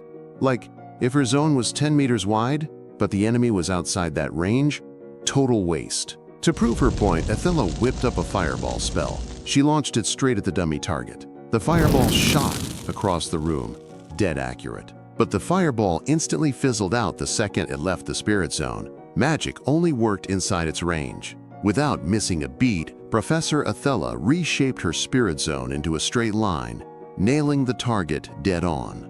This time, the fireball shot straight through and hit its mark. Shiron's mind was blown. He had no idea mages could tweak their spirit zones like that. But Ethella pointed out the catch. It took way too much focus to pull off. That's why mages relied on 4 preset patterns, each optimized for different situations. The most basic was the defensive type. More angles meant stronger protection. Next was the attack type, shooting straight lines in all directions, perfect for hitting many targets. Then came the cross-shaped pattern. Limited targeting, sure, but killer for moving targets since you could spin it like a turret. Last was the detached form, the toughest to master. Even level 5 mages struggled with it. The class buzzed with excitement as Ethella prepped to demo the advanced technique. She summoned a normal spirit zone, then, slowly, it began peeling away from her body, until it fully detached, floating mid-air like a rogue bubble. Shiron's brain short-circuited. Spirit zones were supposed to be mental extensions of the mage. How could it just leave her? Ethella nonchalantly maneuvered the orb around the room. Mastering this technique was crazy difficult, but the payoff made it all worth it. A mage could instantly cast any spell and chase down targets with no directional restrictions whatsoever. The students lost it, hyped by their teacher's flawless control. Suddenly, Professor Ethella called on Amy Karmas to demonstrate magic for her juniors. The class erupted in cheers. Amy's friends fist-pumped, already proud before she'd even moved. Meanwhile, Amy looked like she'd seen a ghost, panic mode activated. Attention was the last thing she wanted, especially with Shiron right there, maybe seconds away from recognizing her. Even though cross-type spirit zones had the advantage of long-range coverage, they struggled against multiple fast-moving enemies. That wasn't the case for a mage with absolute focus, though someone who could accurately pivot the zone's direction. Right now, Amy Karmas was demonstrating exactly that under Instructor Ethella's orders. No surprise, the students were impressed by Amy's skill. Shiron was no exception. It fueled his determination to catch up to his own lagging abilities. Amy kept spinning, firing off fireballs at every target around her like it was nothing. Her calm, confident demeanor only made her more mesmerizing to watch. One guy even daydreamed about dating her, only to get roasted by the girls nearby, which just made Shiron even more confused. Why would someone like Amy hang around with the thugs? After a while, Amy wrapped up her demonstration. Her gaze suddenly locked onto Shiron, sharp, intense, like she was staring right through him. The moment Shiron noticed, uneasy feelings settled in his gut. Other students caught Amy stealing glances at the new kid too, making the whole thing even more suspicious. But deep down, Amy was panicking. She hadn't meant to look his way at all. Now, whispers spread about what kind of history those two might have. Still, that one look was enough.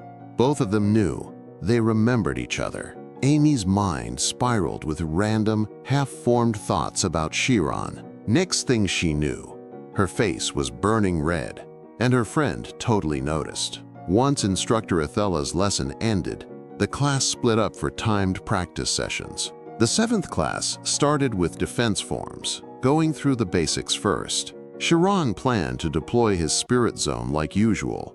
Then he'd slowly shape it into a defense form step by step, so it wouldn't collapse. Out of nowhere, he felt this weird certainty, like he'd already succeeded. To test it, he asked Instructor Ethella if he could use the image zone. She agreed, but warned him to stay calm, even if it was his first time.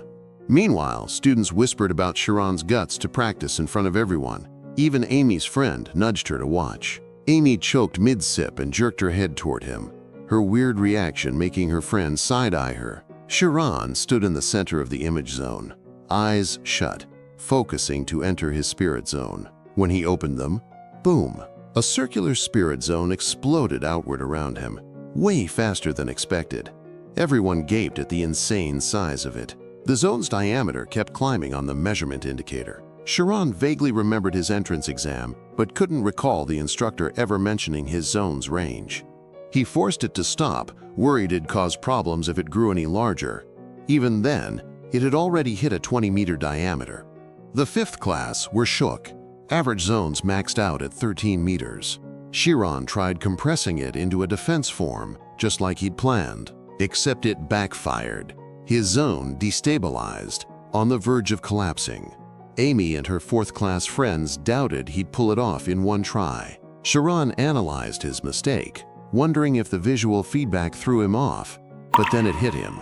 He'd weakened his focus by suppressing the zone's size. So this time, he went all out, letting his spirit zone expand naturally.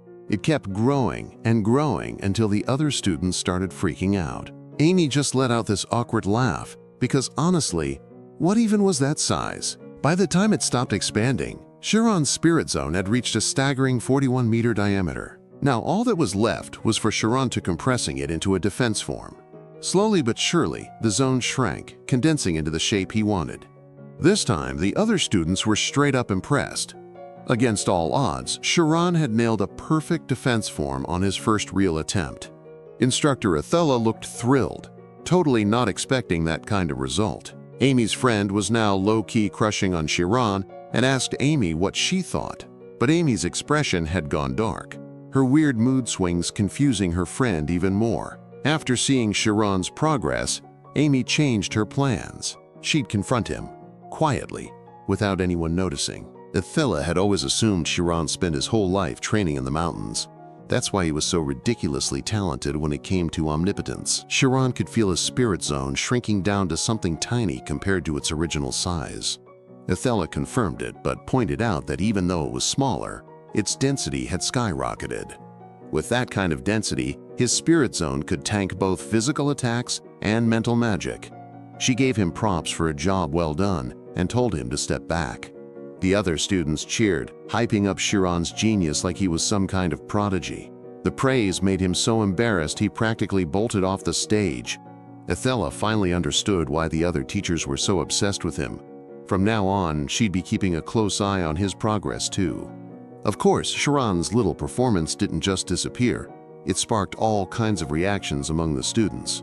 Some were genuinely impressed. Others straight up admired him. A few were just salty. And then there were those who stared at him with creepy, unreadable expressions. The next morning at Alpheas Magic Academy, someone else had Shiron in their crosshairs, the female examiner from before. She walked into class, only to get bombarded by students begging for gossip about her first love story. Turns out, the class she walked into was Shiron's. Her name was Siena, a 6th-tier mage who specialized in ice magic. Shiron had no idea she was actually the homeroom teacher for Class 5. The only reason she was teaching Class 7 is that she wanted to personally mentor him. She was still fuming at Thad for blocking Shiron from joining Class 5. With sheer determination, she was going to fast-track him straight into her class. The intensity of her stare sent a chill down Shiron's spine. He doubted that look was meant for him. The students kept pushing, asking if the rumors about Siena and Thad dating were true. The question made her visibly disgusted. In response, she summoned ice magic, forming a crystal right in her palm. She threw the question back at the class, waiting to see if anyone could explain the theory behind it. Dead silence. The air turned frigid, frost creeping over the windows. Students shivered, but Siena just kept lecturing like nothing was wrong. There was no such thing as cold energy in this world, just temperature going up or down. Hit absolute zero, and that's when things got real. By pulling even a little energy from the room, ice magic could take form, but break it down into tiny particles and create convection currents. The temp would drop so fast it could kill, exactly what they'd just experienced. The class sat there, realizing how close they'd come to freezing to death. Then Professor Siena dropped the real knowledge, how mages could absorb all that energy. Inside a spirit zone, a mage could control everything. Space, energy, even the rules. Limited range, but total dominance. They could sense everything inside it. Light, scent, physical feeling. But to activate magic, 2 conditions had to be met. It was omnipotence and omniscience. Omniscience was the knowledge needed to cast. Omnipotence was raw talent, the power to make it happen. Shiron froze. It was like she'd handed him the missing puzzle piece he'd been searching for. Siena drove it home. A spirit zone was only part of the equation. The rest is endless study. Without hard work, there was no way to become a great mage. A piece of advice that felt like it was meant specifically for Shiron. He stayed quiet, emotions tangled, but one thing burned brighter than ever, his resolve to become a true mage. Siena's lecture had just lit a new path. Now he knew exactly what to do. Later that afternoon, after classes ended, Shiron headed to the library alone, ready to hit the books. He was exhausted from pulling all-nighters to catch up, but he couldn't help it. Learning magic was addicting. Suddenly, his feet left the ground. He was floating. Someone had just snatched him up, yanking him away from campus. Next thing he knew, he was deep in the woods, far from the academy. They dumped him hard, sending him face first into the dirt, his books scattering everywhere. The kidnapper threw off their cloak, revealing Amy Carmus, the girl he'd met before. He'd expected to see her again, just not this soon. She summoned fire in her palm, clearly trying to scare him. Amy started sweating nervously, second-guessing whether she should go through with her attack. Shiron's expression threw her off. He wasn't glaring at her like she expected. It was nothing like the sharp look he had 5 years ago. Shiron calmly told her he remembered everything from that day 5 years ago. including the part where he tried to strip her. Amy immediately flushed with embarrassment and cut him off before he could say more. She stumbled over her words, trying to explain it was all a misunderstanding. She insisted she wasn't some perverted woman like he thought. Shiron just stared at her with a confused, almost silly expression, not getting what she meant. Amy clarified that it was the street thugs who wanted to undress. She never said anything like that herself. Her nerves spiked when Shiron pointed out how her own words back then had basically encouraged them. An awkward silence settled between them. Shiron finally caught on. Amy was just trying to keep rumors from spreading at the academy. He stood up and told her that if she was really sorry, she should just apologize. He knew how much influence he had as the top-ranked student, but that didn't change what had already happened. To him, it was simple. If you messed up, you owned up to it. But Amy took it the wrong way, thinking Shiron was trying to pressure her into submission. She snapped back, mocking his arrogance, as if she'd ever apologized to some commoner. Shiron was baffled by how full of herself she was acting. Amy coldly said apologizing to him was pointless. He'd probably just used the rumor against her anyway. Shiron, still naive, thought apologizing was just the decent thing to do. Amy laughed in his face, telling him the real world didn't work like that. She warned him about the academy's hierarchy. If she turned the seniors against him, even his classmates would ditch him. And as a commoner, he'd be lucky not to get expelled.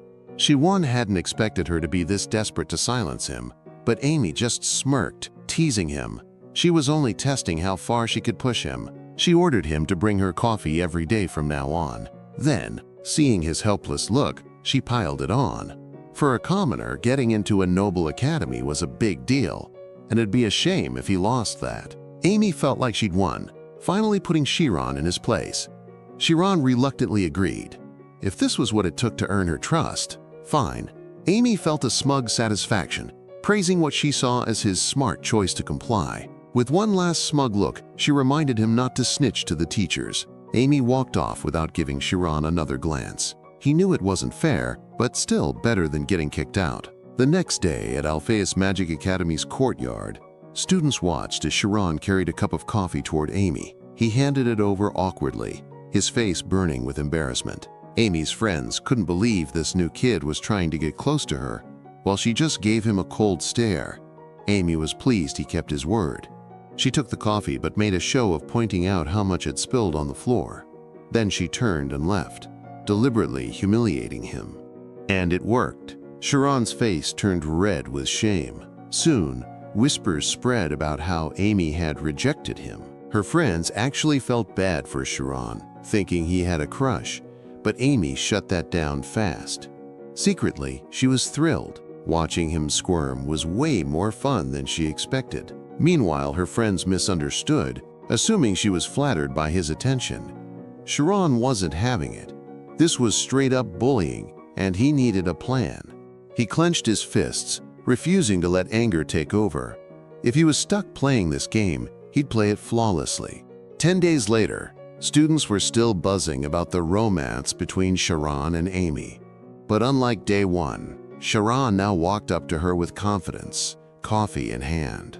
Some girls even envied Amy, impressed by his persistence. Amy loved the growing audience, more witnesses to his humiliation. Then her friend Sharelle suddenly asked when she'd finally accept Shiron as her boyfriend. Amy was baffled. Why would she ever date him? Sharelle explained the rumors. Amy, who never glanced at guys, was now happily accepting coffee from Shiron daily. The whole school was waiting for her to quote, confess her feelings. Amy was stunned. Shiron handed her the coffee with a look so sincere it could melt ice. The crowd cheered, egging Amy on to accept his love. Shiron even joked that this time, not a single drop had spilled. Amy's emotions exploded. Embarrassment, frustration, and fury all tangled together. Amy was seriously annoyed this time, so much that she deliberately knocked the coffee Shiron had brought for her right out of his hand. The whole class was stunned by Amy's harsh behavior, including Sharelle. Amy lashed out at Shiron, scolding him for slacking off instead of studying and wasting his time chasing girls. She stormed off, telling him not to bother bringing her coffee ever again. Sharelle awkwardly apologized for her friend's attitude. while Shiron just stood there, head down. Shiron quietly picked up the fallen coffee cup, and the other students felt bad for him, starting to blame Amy for being so cruel. He walked away, still looking down, and everyone assumed he was heartbroken. But secretly, he was actually relieved, finally free from Amy's bullying.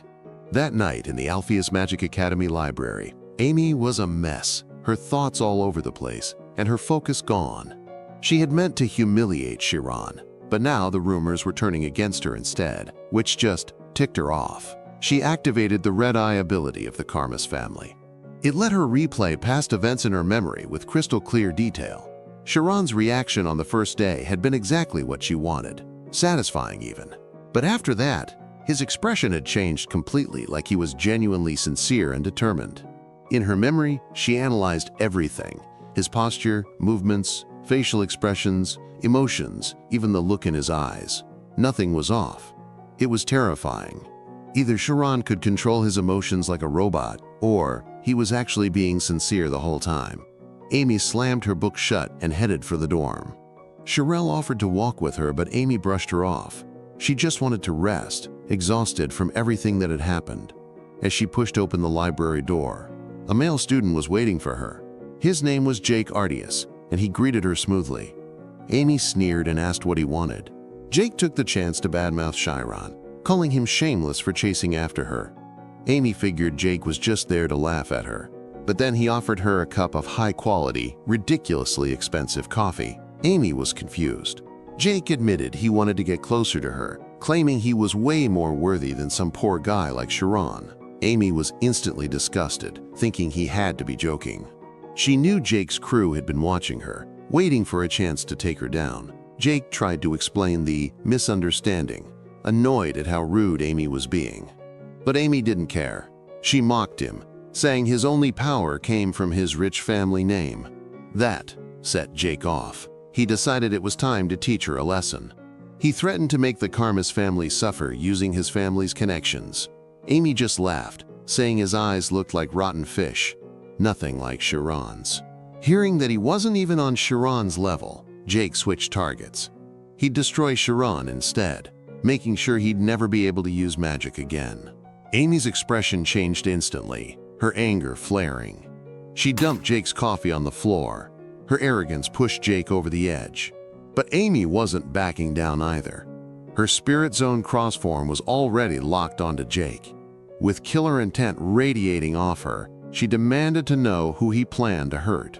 Jake trembled, reminding her about the Academy's no magic rule. Amy mocked him again, saying his answer was exactly what a coward would say. Not like Shiron, who never relied on anyone else. Without realizing it, she defended Shiron, saying he owned up to his actions and would surpass Jake in no time. Amy used her magic to flood the oxygen around Jake. If he tried casting now, it'd blow up in his face instantly. Knowing he was outmatched, Jake ran off, throwing out the classic loser's threat on his way. Amy slumped against the wall, drained. It had been a while since she'd felt this fired up. She didn't even know why she'd defended Shiron. She doubted he'd even show up tomorrow. But still, she was weirdly grateful to him. Thanks to him, her mind felt clear again. The next day at Alpheas Magic Academy, things felt oddly tense. As classes wrapped up, Shiron walked out, his mind still chewing over the lessons he'd just learned. He could only sigh in resignation as whispers about Amy rejecting him still floated among the students. Out of nowhere, he spotted Sharelle walking alone. No Amy in sight, which was weird.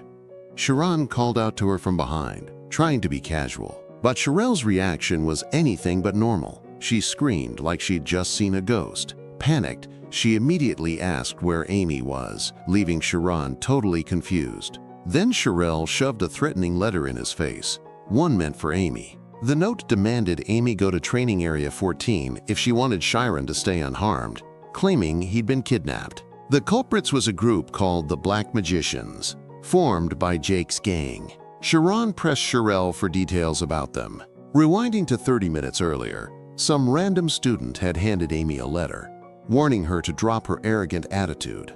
Amy and Sharelle ignored it at first, brushing past the guy like he was nothing. But when he mentioned Shiron, Amy spun around and snatched the letter from his hands. After reading it, she realized it was a ransom note. Shiron had supposedly been taken. Amy already knew who was behind it. Jake had threatened to go after Shiron before. Still, she crumpled the letter and tossed it aside, acting like Shiron meant nothing to her. The messenger didn't care about her reaction. He just delivered the message and bounced. Sharelle freaked out over Shiron's kidnapping, but couldn't figure out why Amy was involved. She begged Amy to report this to the professors. Amy admitted that was the smart move, but getting the faculty involved would just expose their secrets.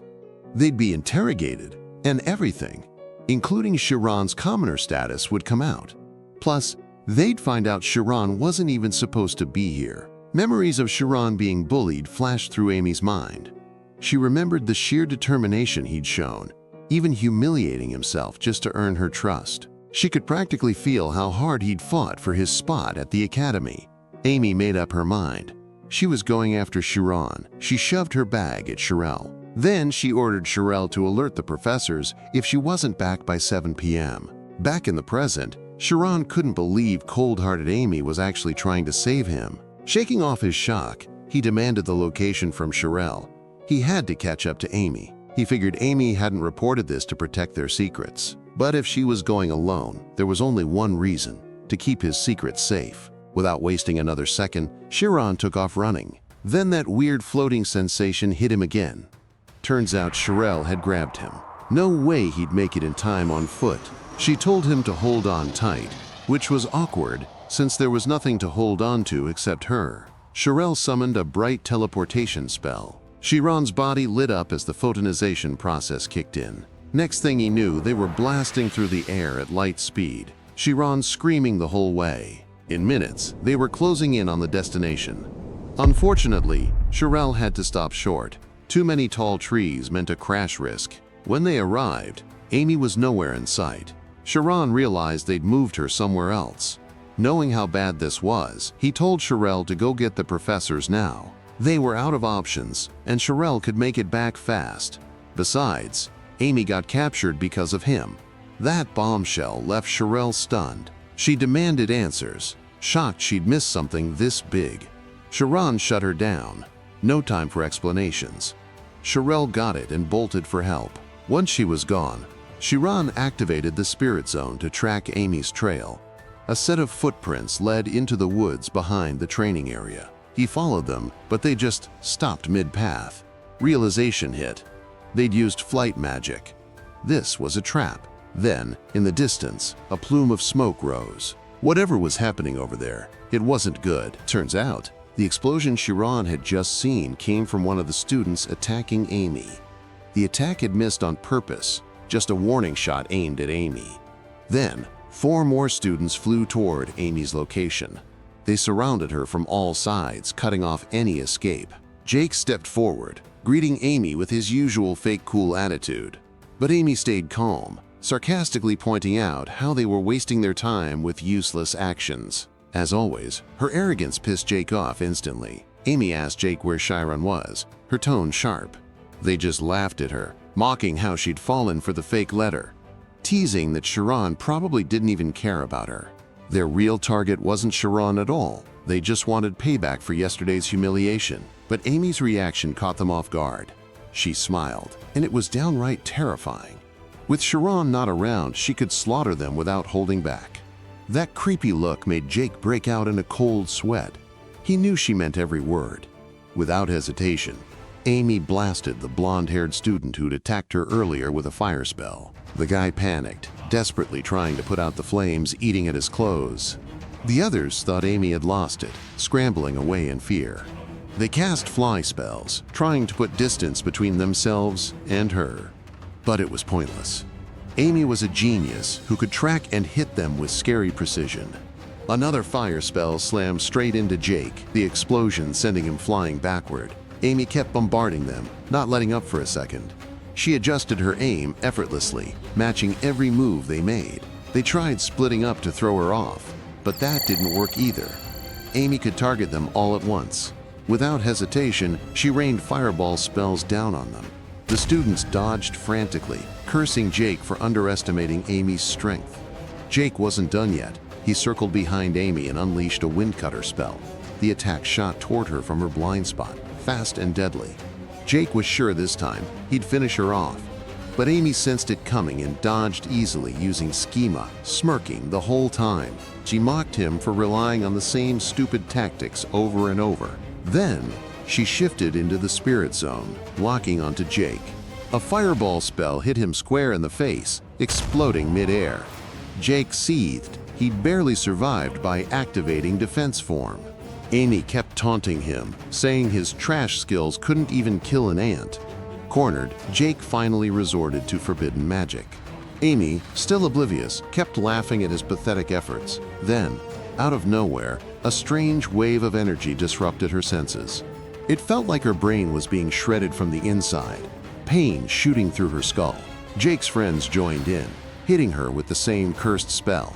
That's when she realized they were using anti-magic, a forbidden technique. Suddenly, her arms got bound by wind magic, paralyzing her. The spell left her helpless, unable to fight back. Jake finally felt satisfied, thinking he'd won. He pulled out a small knife, planning to ruin her pretty face so no guy would chase after her again. Amy panicked, struggling uselessly against the magic holding her down. As the blade inched closer to her face, she shut her eyes, resigned to her fate, finally understanding how little Shiron must have felt when she bullied him. Just then, a voice shouted at them to stop. It was Shiron, arriving right on time, gripping an ordinary wooden stick. Jake couldn't help but laugh at Shiron's reckless decision to show up alone. Amy, who'd been worried sick about him, also chewed him out for charging in to help like that. Shiron was totally confused seeing Amy, someone he thought was strong, getting overpowered by those bully students. But he was determined to buy time until the professors arrived, no matter what. Shiron stepped forward, gripping his wooden staff, ready to face them. Jake, though, just smirked and told his buddies to hit Shiron with that forbidden anti-magic spell. Just like Amy, Shiron started feeling the effects. His head throbbed like it was about to split open. The pain was too much, and he crumpled to the ground, barely holding on. Amy's heart raced seeing Shiron helpless like that. She yelled at him to get out of the spirit zone, quickly explaining how the anti-magic worked. Shiron's consciousness was fading fast. If he didn't act now, he'd black out. Then, suddenly, he remembered Ethella's lessons about defense form, a technique that is able to block mental attacks. Anti-magic was basically a mental assault, messing with focus and disrupting the spirit zone. So Shiron figured if he could compress his spirit zone enough, the anti-magic wouldn't penetrate it. A blue glow pulsed around him as he fought through the agony. Amy begged him to stop, terrified he'd die if he pushed himself too hard. But against all odds, Shiron actually pulled it off. His spirit zone became so dense, the anti-magic bounced right off. He didn't stop there, though. He kept pushing, compressing his spirit zone way beyond normal limits. The anti-magic backlash hit Jake's crew instead, sending their own spell ricocheting back at them. Jake's gang freaked out, scrambling in total confusion. Shiron kept walking toward them, calm but relentless, and they panicked, screaming at him to stay back. But it was too late. The reflected anti-magic hit them point blank, knocking them out cold and leaving their minds wrecked. With the spell broken, the magic binding Amy's hands dissolved too. She was stunned, staring at Shiron in disbelief. His spirit zone control was insane. She couldn't wrap her head around what she'd just witnessed. It was unreal. Jake, now injured, was straight up terrified, convinced Shiron was some kind of monster for taking on 6 guys at once. All his buddies were already down, unconscious on the ground. Jake, still thinking Shiron was only good at defense, tried to challenge him with an attack spell instead. He activated his spirit zone, aiming straight for Shiron's body. His signature move, Wind Cutter, was about to slash through the air, except before he could even cast it, a fist smashed into his face. Hard.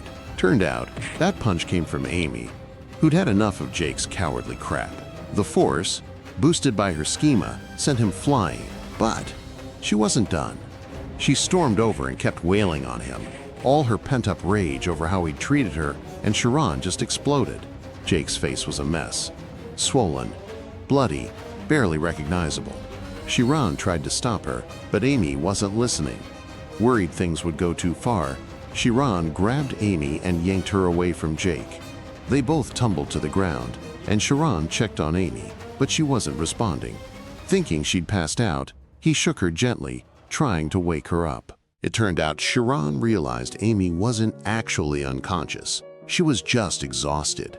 Shiron sincerely thanked Amy for trying to save him, his gratitude genuine. Suddenly, Amy stood up, claiming she felt completely refreshed. Blushing a little, Amy suggested they head back before the professors found out about the whole mess. But Shiron admitted they'd already reported the incident earlier. That made Amy groan.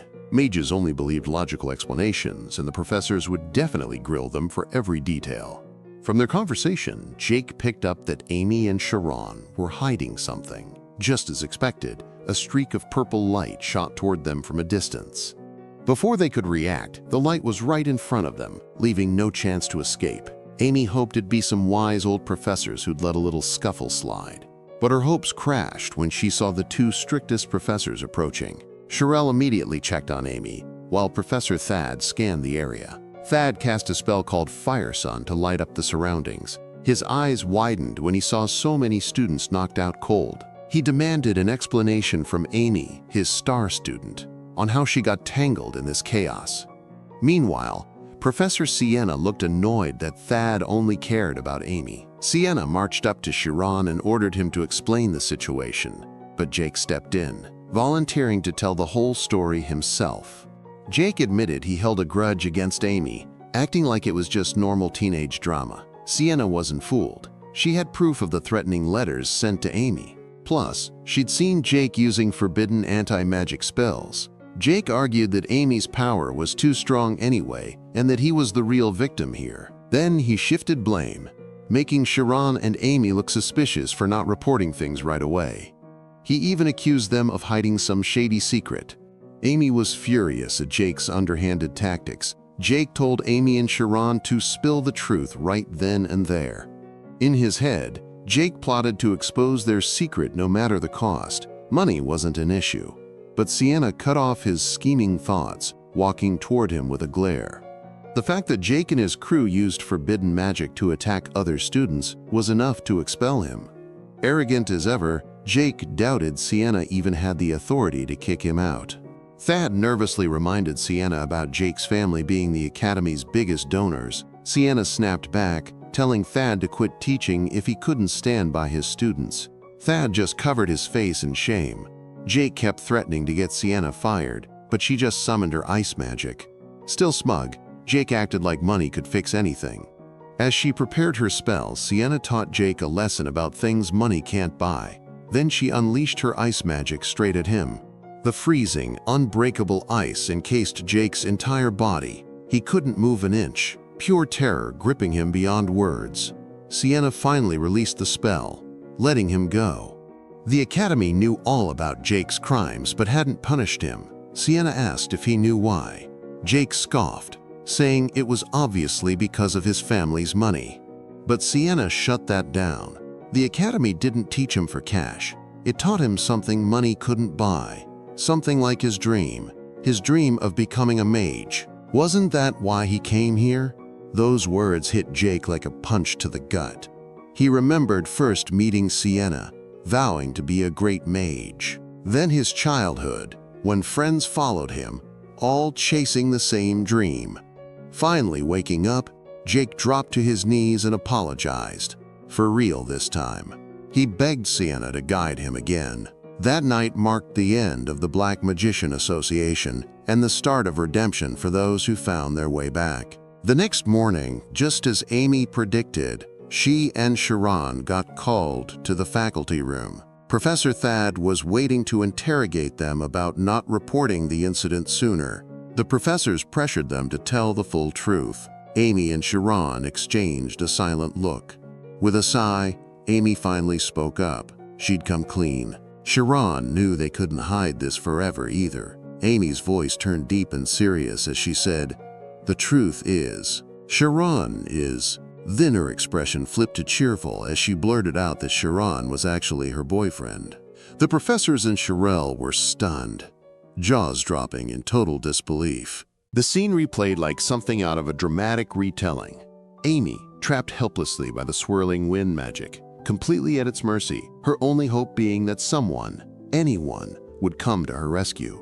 Then, as if things couldn't get worse, a few shady figures started closing in on her, smirking like they already knew no one would bother saving her up in the middle of nowhere. But a prince on a white horse suddenly showed up, like some kind of hero straight out of a fairy tale. The guy was Shiron, apparently, and he made quick work of those thugs, taking them all down with just one kick like it was nothing.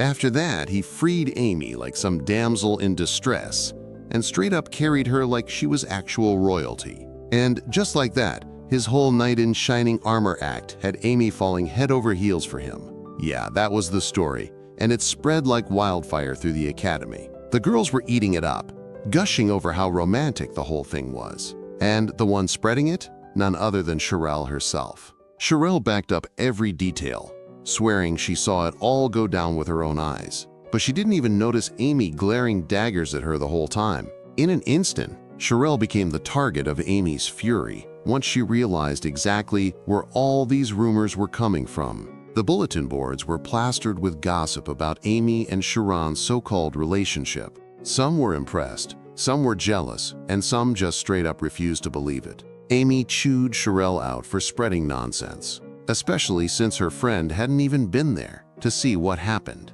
But Sharelle just smirked. She didn't need to see it firsthand when Amy herself had basically confirmed the whole thing by not denying it. Either way, it all worked out in the end. Even Jake's gang stopped messing with her after that. Amy couldn't argue with the results. A few days earlier, during questioning, Professor Thad hadn't bought Amy's story at all. Shiron had just transferred to the academy, after all. Amy insisted it was true. She'd known Shiron since they were kids, and then reuniting at the academy. That was fate. She even turned to Shiron to confirm their relationship. Under the table, she kicked his leg as a not-so-subtle hint to play along if he wanted both of them to get out of this mess unscathed. Once Shiron backed her up, the instructors finally backed off, figuring it made sense that he'd rush to save her if they were that close. Sharelle was still buzzing with excitement, while Amy just got more and more uncomfortable. Today, there was a joint class, so Amy had a chance to see Shiron again. But she planned to just focus on studying like usual, which made Sharelle pout in disappointment. Amy figured she and Shiron had their own separate school lives to worry about. No need to mix things up more than they already had. That afternoon, inside the joint training building, Sharelle called out to Shiron like an overexcited fan. Shiron greeted them politely, like always. Sharelle teased him, asking if he'd missed Amy, while Amy herself felt a weird twinge of something that might have been jealousy. Amy walked over and told Shiron he could just call them by their names, no need for formalities. But Shiron refused, saying he still had to respect his seniors. Then he excused himself and headed back to his seat. Amy looked pissed, spinning on her heel and storming off. Sharelle couldn't help but think something was off about the whole dynamic. Meanwhile, the other students had started bullying Shiron out of sheer envy. They mocked him, saying he couldn't even use basic magic. It all started 2 days ago when the whole class was gossiping about Shiron and Amy's, quote, relationship. At first, it was just normal chatter, nothing serious. But then some guy decided to show off Shiron's test scores to the entire class. The guy had 30 points across the board in every subject. That was all the excuse they needed to start harassing him, accusing him of only getting into the academy through connections. The guy kept egging everyone on, making sure the whole class turned against Shiron. And sure enough, it worked. Soon, everyone was convinced Shiron didn't deserve to be there. Maria just stayed quiet, too scared to say anything.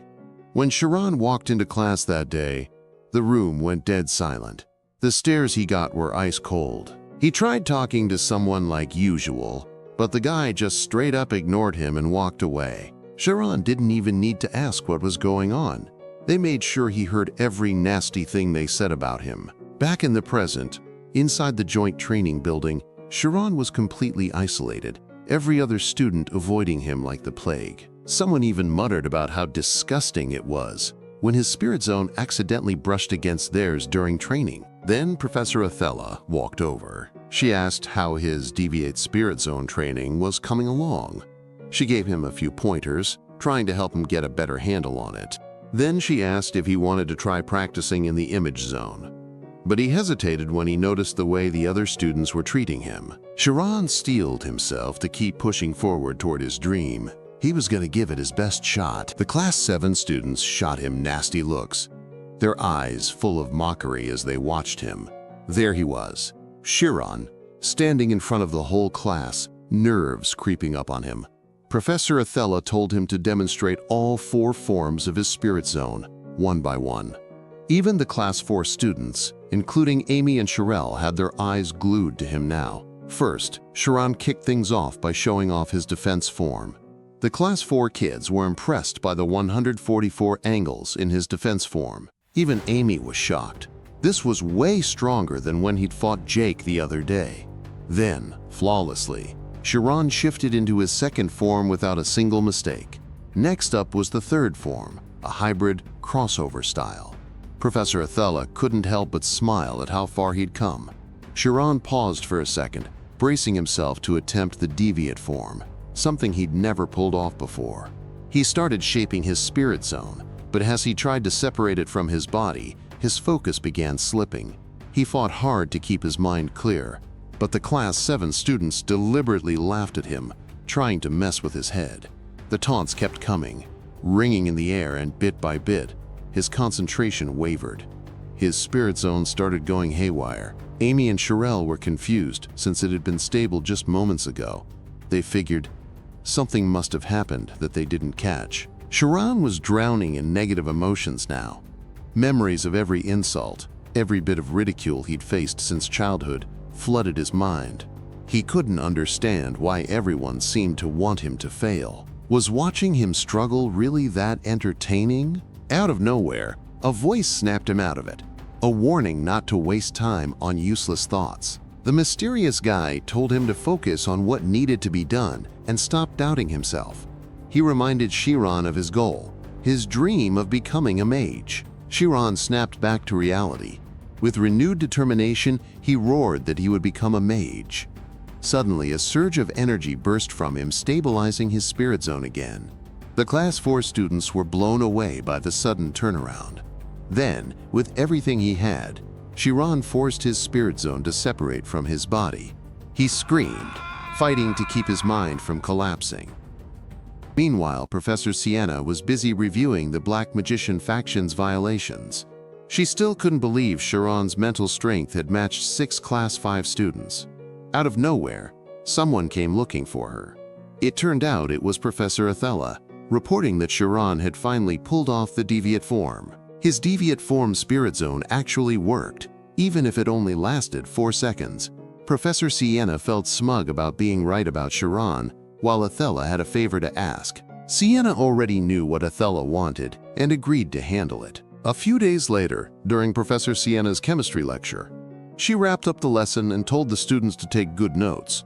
Then she dropped a bombshell announcement. She called Shiron to stand up, and just like that, she declared he was skipping 2 grades straight to Class 5. One of the girls in class immediately lost it. She couldn't accept it. She yelled about how Shiron, who couldn't even cast a single spell, didn't deserve this.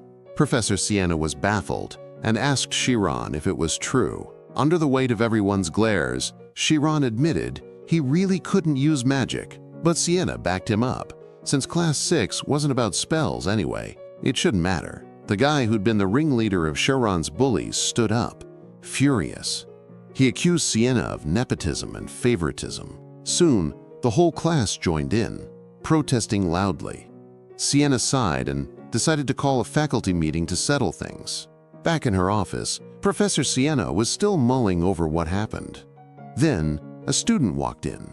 It was Maria, and she had something to say about the whole mess. Maria finally opened up about the bullying that had started a week ago, explaining how students from other classes had completely ignored Shiron at first. Then, just a few days ago, those same kids began gossiping about him right in the open, not even trying to hide it. Things got worse when they started deliberately disrupting his study sessions in the library. Maria broke down in tears, overwhelmed by the unfairness of it all, which was why she decided to report everything now. Finally, Professor Siena got the full picture of what was really going on. Siena thanked Maria for having the courage to speak up. That night, Shiron was still in the library, studying late like usual. By then, only 2 people were left, him and one other girl. They exchanged quick greetings before Shiron headed back to his dorm. On the way, he found himself lost in thought. Temuran's words echoed in his mind, reminding him to stay patient until the very end. Shiron made a silent promise to himself. He'd stick it out at the academy, even if nobody ever acknowledged him. He'd do it for the people who still believed in him, and for his parents, who he loved more than anything. Back at the dorm, the building was dark except for one lone light still on Shiron's. He'd just finished showering when suddenly, a knock at the door. For a second, he wondered if the bullies were messing with him again. But to his surprise, it was Professor Siena, asking if he was still awake. Shiron let her in, noticing she looked like she'd just come from the baths too. He offered her a seat and quickly made some tea. Siena glanced at the textbooks scattered around and picked up one of his recent exam papers. At first, she thought his grades were off, but then it hit her. He was trying to improve every subject at once. Awkwardly, Shiron sat across from her, curious why she'd come so late. Siena didn't beat around the bush. She brought up the bullying. Shiron admitted it, but told her not to worry about it. As much as he hated the situation, there wasn't much he could do about their hatred. Siena pressed him. Didn't he resent his classmates even a little? Of course he was upset, but in the grand scheme of things, they were just 40 people. He believed someone out there would understand him eventually. That answer made Siena pause, like she'd just realized something important. After a moment, she excused herself, saying it was late and he should get some rest. The next day, Professor Siena called a faculty meeting and proposed promoting Shiron to Class 5. The other teachers were stunned, barely able to believe his progress. One argued they shouldn't waste his talent and should move him up immediately. But as usual, Professor Thad, being his usual stubborn self, objected, which only annoyed Siena more. The headmaster asked Thad to explain himself. Thad admitted Shiron had skill, but without any actual magic, the other students would never accept him. Siena, now fully irritated, clarified that Shiron had been focusing on all subjects at once, leaving no time for magic yet. Thad claimed he didn't care about Shiron's methods. He just thought Siena was playing favorites. That set Siena off, accusing Thad of deliberately holding back a gifted student. The two went back and forth, arguing like always. The other teachers just sighed. Those two were like oil and water, never getting along. Eventually, the headmaster shut it down. He admitted both sides had valid points, so he decided to test the students himself. The following morning, Class 7 students rushed to the announcement board to check the new posting. It detailed a promotion exam, a magic competition focused on teleportation. The winner would skip straight to Class 5. Reactions were mixed. Some saw it as a golden opportunity, while others panicked over the teleportation requirement. Then Shiron appeared, weaving through the crowd toward the board. He stared at the notice, seeing his chance to finally reach Class 5.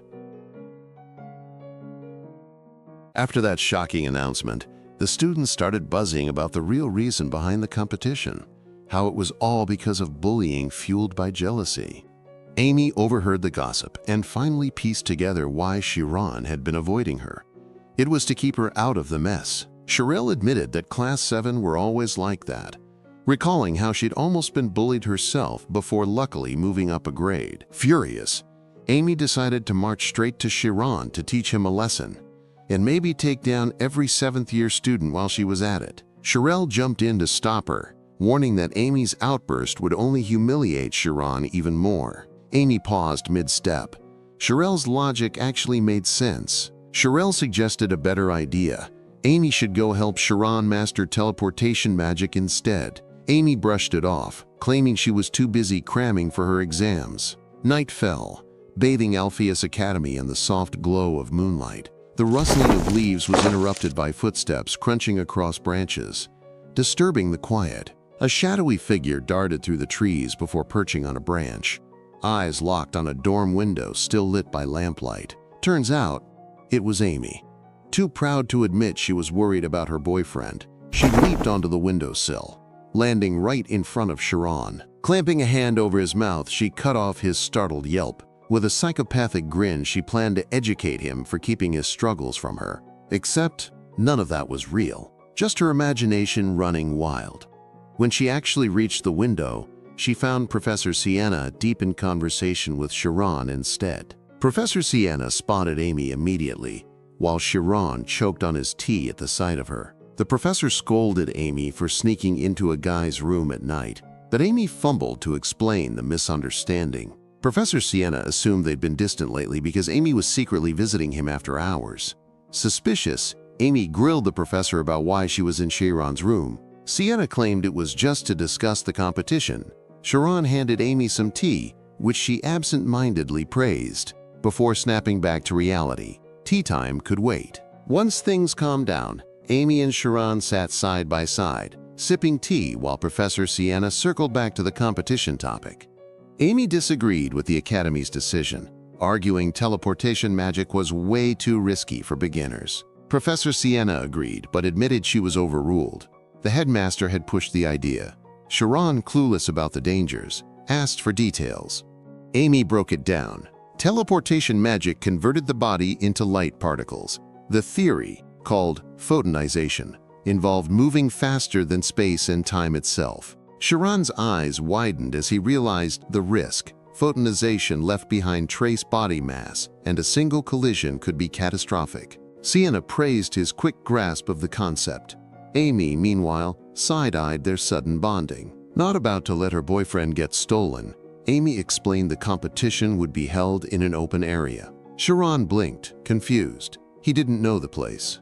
Amy smirked and pointed upward. The twin-peaked mountain arena named Bridge that cannot be crossed. The rules were simple. Teleport from one peak to the other. If no one made it, the winner would be whoever covered the most distance. But Amy's real concern was the cutthroat competition. Students might sabotage each other. She worried Shiron would be their prime target. Shiron sighed, hating the idea of fighting his classmates, especially if someone got hurt.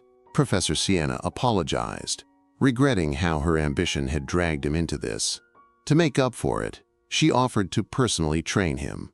Amy's jealousy flared. She also volunteered to teach him. With a dramatic vow, she promised to coach him properly. But Siena shut it down, reminding Amy she had advanced exams to prepare for. Shiron was impressed. Not just anyone could take those brutal tests.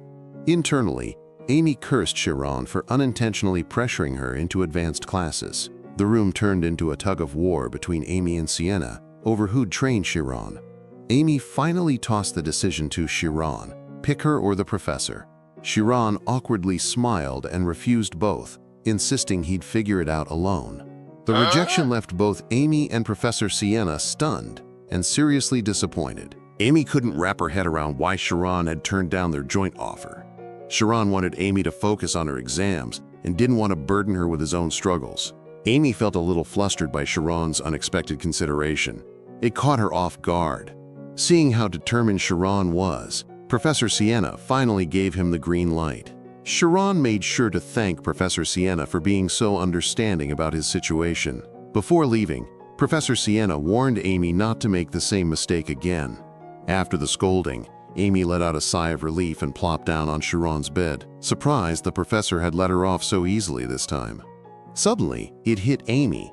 She'd totally gotten swept up in the moment. She quickly stood up to leave, but not before Shiron thanked her for worrying about him. On her way out, Amy finally asked why Shiron had been avoiding her lately. Shiron admitted that Amy was his goal all along, which, of course, made her misinterpret things entirely. But he clarified, ever since he first arrived, he'd seen her name at the top of the rankings. He was determined to catch up to her, pushing himself to his absolute limits. Out of nowhere, Amy snapped at Shiron for constantly calling her senior. The idea of being chased by some overachieving junior trying to surpass her, absolutely ridiculous. Just as Amy was about to storm off, Shiron called her back. This time, just by her name. Amy was stunned. She hadn't expected him to adjust so quickly. With a serious, confident look, Shiron promised he'd catch up to her in no time. Amy shot back that he'd better hurry. She might graduate before he even got close. Shiron was dead set on winning this competition, no matter what. They only had 1 month left before it began. The next day, after classes ended, students were scattered around the school grounds. Everyone was still buzzing about the competition, especially the 20 participants who'd signed up. Then they spotted Shiron hauling a massive stack of books. Of course, every single one was on photonization theory. He was fully committed to training on his own this time. For a second, doubt crept in, but he shook it off. He had to stay focused. Even if he hadn't grown up learning magic like everyone else, he was sure hard work would be enough to outshine the others. Meanwhile, Mark had already mastered teleportation magic. His private instructor couldn't stop praising how naturally gifted he was. Mark played it cool, deflecting the compliment right back at his teacher. He'd been nervous at first, but turns out the spell came way too easily to him. The instructor urged Mark to keep practicing. If he perfected this, no one would stand a chance against him in the exams. Mark grinned, already imagining himself getting promoted to Class 5.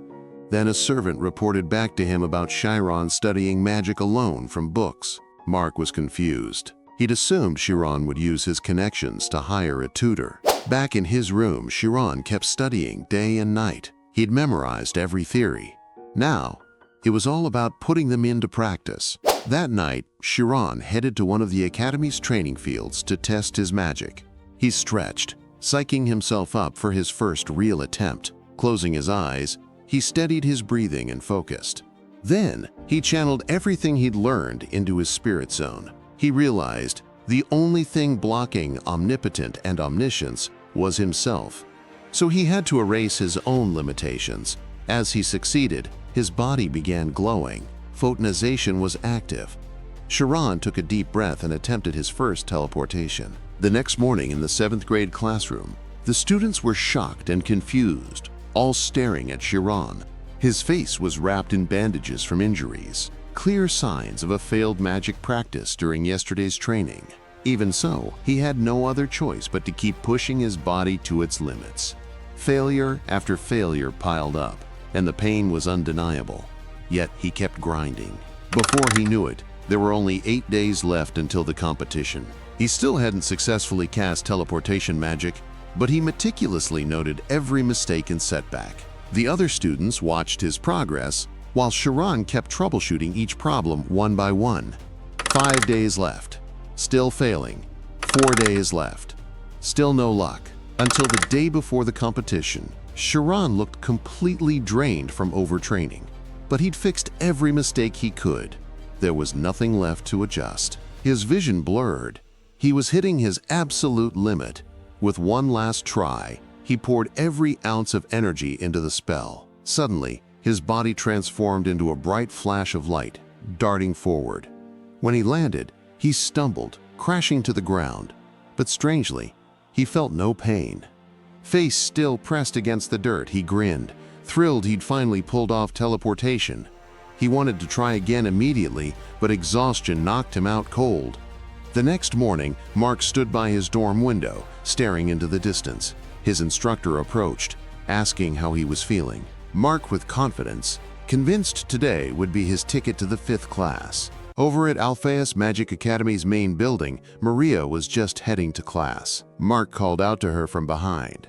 She froze in fear, trying to avoid him, but Mark blocked her path. He knew she'd reported their bullying to Professor Siena. Maria dropped her bag in panic as Mark admitted he'd seen her in the faculty room. He walked off, promising to, quote, deal with her after the competition. Maria collapsed in tears, dreading the retaliation she'd face once Mark returned. Meanwhile, Mark joined his classmates to finalize their plan against Shiron. His friends had already schemed to ambush Shiron mid-competition. Mark guaranteed them high-ranking positions, thanks to his father's influence in the Magic Association. At the exam site atop the Twin Peaks, Siena handed the judges the participants' info.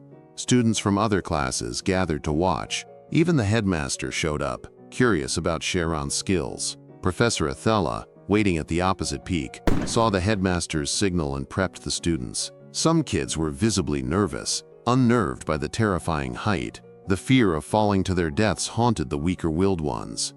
Mark asked his buddy if they'd seen Shiron, but no one had. Mark was stunned. There was no way Shiron would skip this.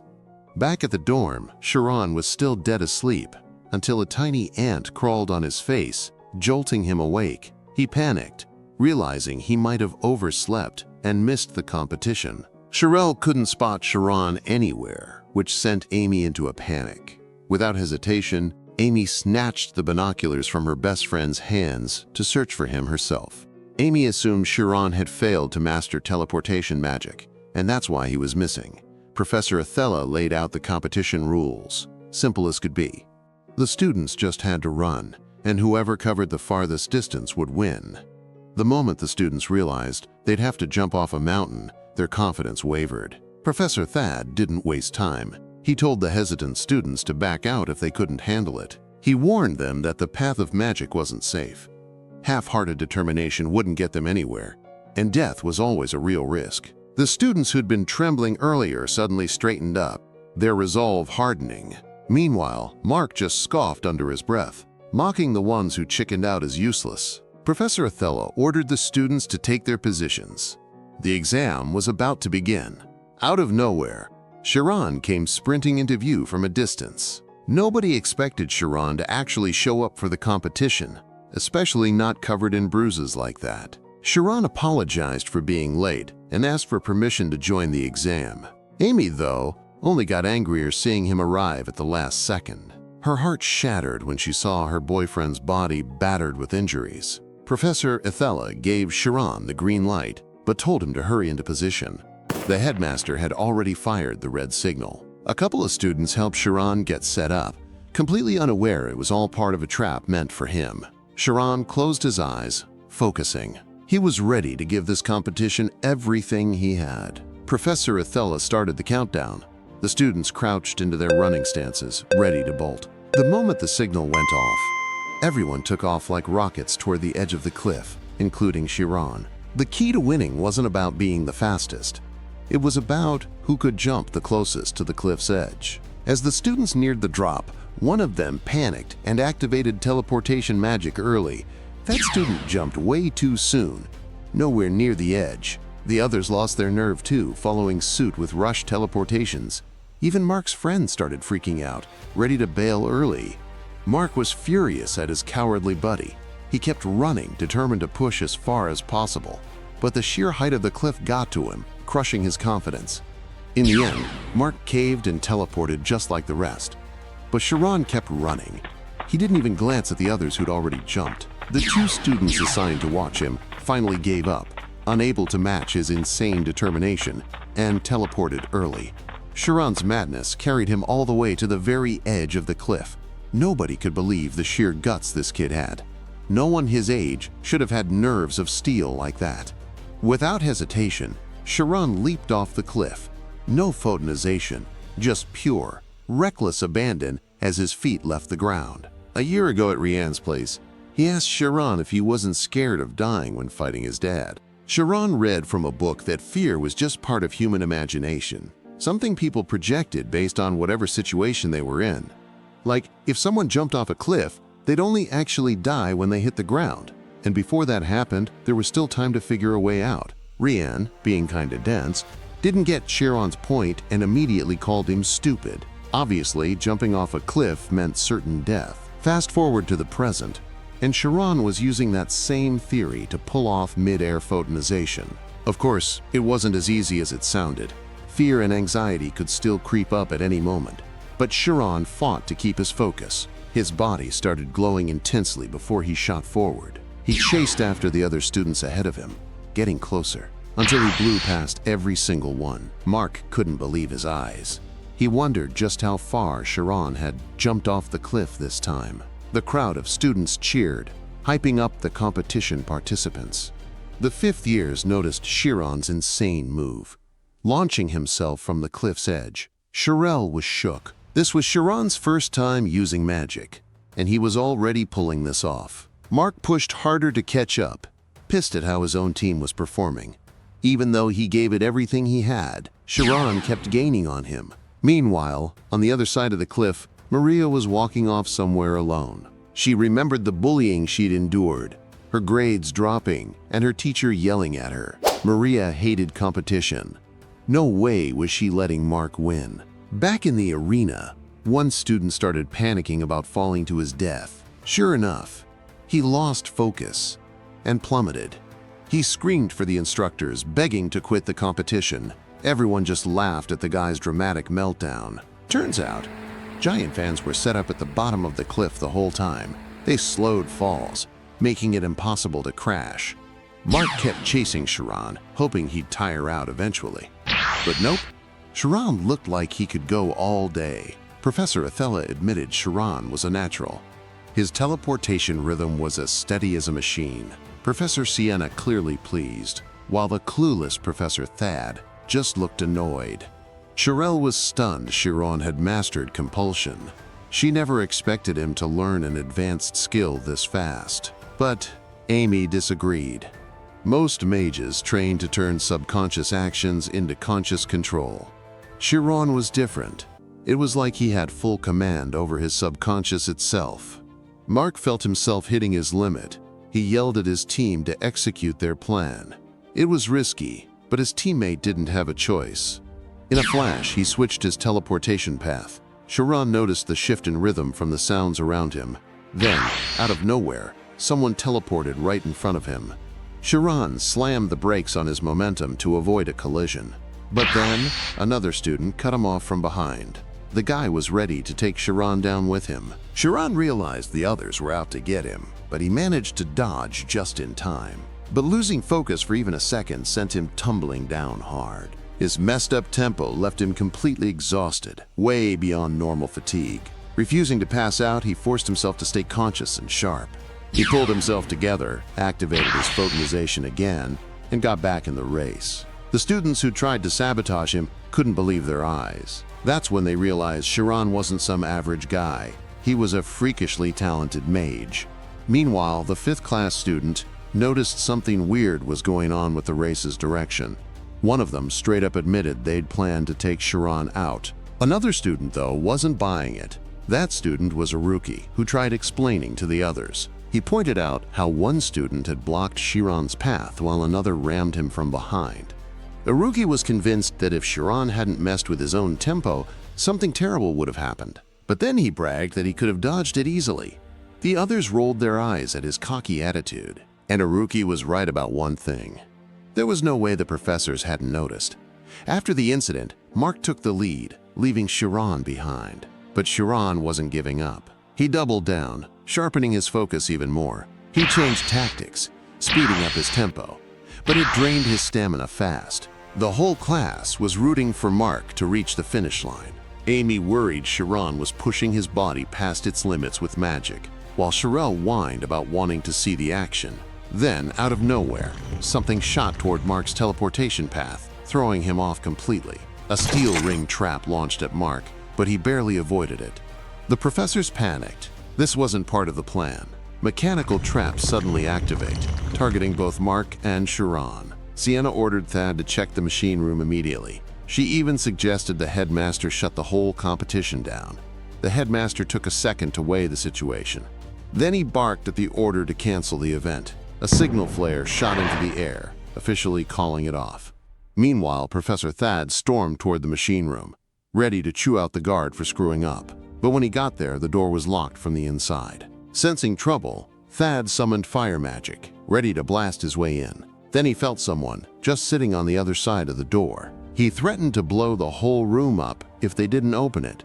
A desperate girl's voice told him to go ahead. She was tired of living anyway. He recognized that shaky voice. It was Maria, trembling with fear. Thad warned her she'd regret it if she didn't open the door. Maria didn't care. Her life was already hell because of this competition.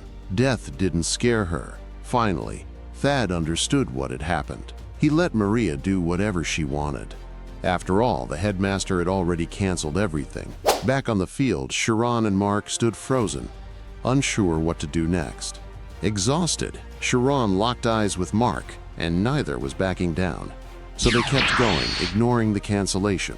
They charged straight through the active traps, determined to finish. Professor Siena could only cover her mouth in horror. The headmaster was pissed at their stupidity. Amy was freaking out because the active level 10 obstacle traps were no joke. These things were specifically designed for specialists.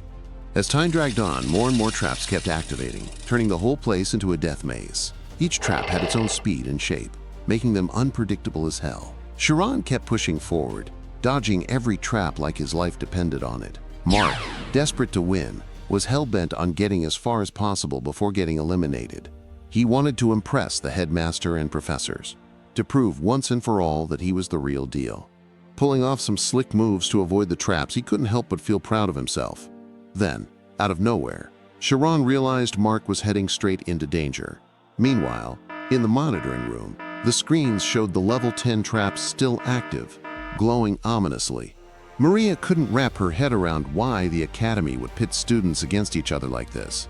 Was this really what competition meant? Professor Thad tried explaining things to her, but Maria wasn't buying any of it. She didn't want to hear any sugar-coated excuses, no matter how nicely they were phrased. So Professor Thad hit her with a question. Had she ever heard of a genius student named Thad? Maria admitted she'd never heard of him. The professor then dropped a bombshell. He'd been stuck in the 5th grade for 5 whole years at this very academy.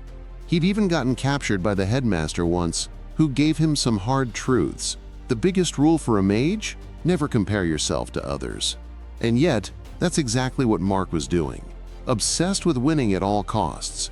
Just then, a net trap shot out, aiming straight for him. Mark finally realized he'd gone the wrong way, but it was too late. There was nowhere to run, nowhere to hide. In pure panic, he screamed for help like a total coward. The professors could only watch, resigned to the tragic fate about to befall him. Amy and Sharelle couldn't even bear to look at the horrifying scene unfolding. Right as Mark was about to lose all hope, a hand yanked him backward. Whoever it was pulled him clear out of the trap's path. Of course, Shiron wasn't about to let a classmate die like that. The Class 7 students couldn't believe Shiron would actually save Mark. One kid even questioned why he'd bother, only to get chewed out by another who reminded him this was a human life. Even the girl who'd bullied Shiron before was stunned by his insane maneuver. Shiron kept dragging Mark away from the trap, but Mark flailed around like an idiot. It was seriously pissing Shiron off, but he forced himself to stay focused and think of a way out. After struggling like crazy, Shiron finally broke free from the net trap's range. But the traps, designed to hunt down participants, started chasing them at terrifying speed. The Class 5 kids erupted in cheers, urging Shiron to run faster. Seeing the traps closing in like hungry beasts, Shiron racked his brain for a solution. With no path forward, he made a split-second decision. He turned back. Iruki grinned, loving Shiron's call. Sometimes, you gotta backtrack when there's no other choice. Witnessing Shiron's insane skills, the Class 7 students finally realized how wrong they'd been about him.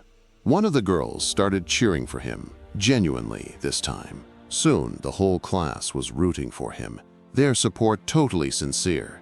Iruki was thrilled. The atmosphere had done a complete 180. Sharelle was beyond impressed, and Amy agreed. This was exactly why Shiron pushed himself so hard. All he wanted was to master magic properly. Professor Thad then dropped some wisdom. Competitions were just tools to help people reach the finish line faster. But once you crossed that line, you were still just a mage in the end. He promised Maria he'd help her find her way back. Maria, finally seeing her mistakes, broke down in tears and apologized. Then, out of nowhere, the headmaster announced the competition would resume. He took full responsibility for whatever happened next. Back to Shiron, who was busy analyzing the trap in front of him. The thing moved like it was alive, shifting in unpredictable, chaotic patterns. Shiron activated the spirit zone, scanning for an escape route like a human radar. He spotted a path. If he bent his teleportation route just right, he could slip through. Without wasting a second, he bolted straight into the trap's center, zigzag teleporting like a man possessed. The next obstacle is easy. He cleared it like it was nothing. The Class 7 kids were speechless, their jaws on the floor. How was this guy so far beyond them? He moved so fast that Mark passed out Professor Siena, and the others were stunned, watching Shiron pull off moves they'd only seen in theory. The headmaster was torn. This was getting dangerous, but part of him wanted to see how far Shiron could go. What weirded him out, Shiron showed zero pride or hunger, just cold, detached focus. Trap after trap, Shiron plowed through, unfazed by the escalating insanity. Professor Ethella noticed it too. No fear, no obsession, just pure calculation. His spirit zone density hit 99.9%.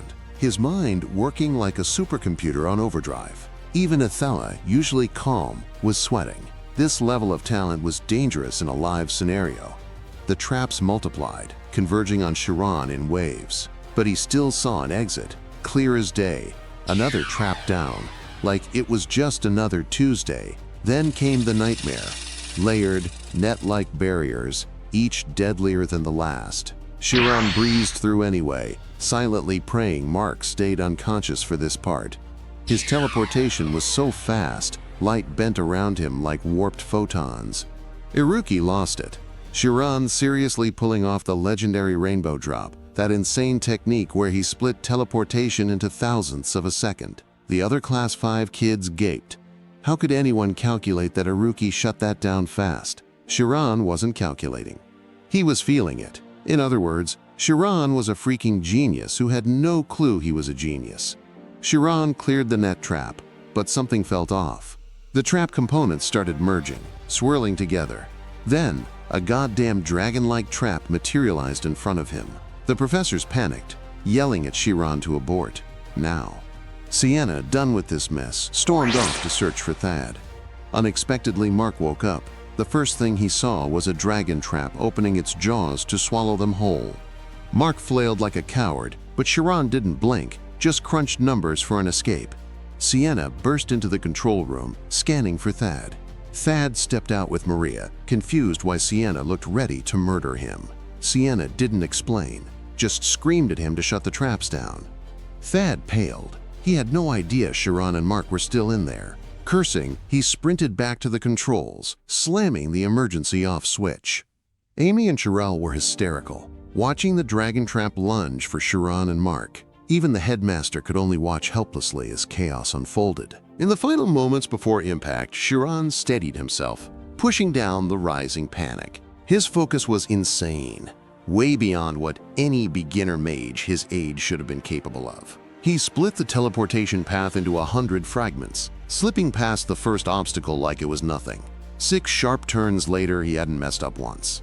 Flawless. Then he'd screwed up. A trap blocked their exit, and there was no way around it. Amy and Sharelle freaked out as they realized Shiron had walked right into a dragon snare. But then, out of nowhere, a crazy fast flash zipped through, pulling off an insane maneuver. Just like that, Shiron was free, slipping out of the dragon's trap. The 7th-year students rushed over to him immediately. Even the 5th years were there, staring in disbelief that he'd actually pulled it off. Against all odds, Shiron had gotten Mark to safety. Students crowded around, checking on him. Professor Ethella stood frozen, completely speechless. She bolted soon after, probably to report the whole situation to the headmaster. Shiron still hadn't moved, too busy gulping down air to fight off the exhaustion crushing his lungs. The other students were terrified. This guy had just pulled off specialist-level magic just for the advanced class. Shiron admitted he'd thought he was gonna die back there.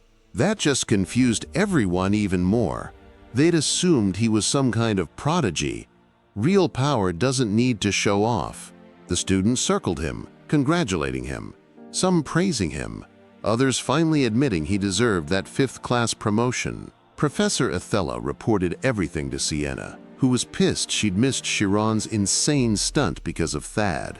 With things calming down, Siena finally updated the headmaster, but the headmaster seemed lost in his own thoughts, barely reacting.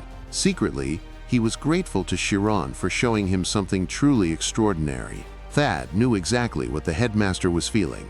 He stepped in, nudging the headmaster to get on with the ceremony. For the first time in forever, the headmaster felt envy.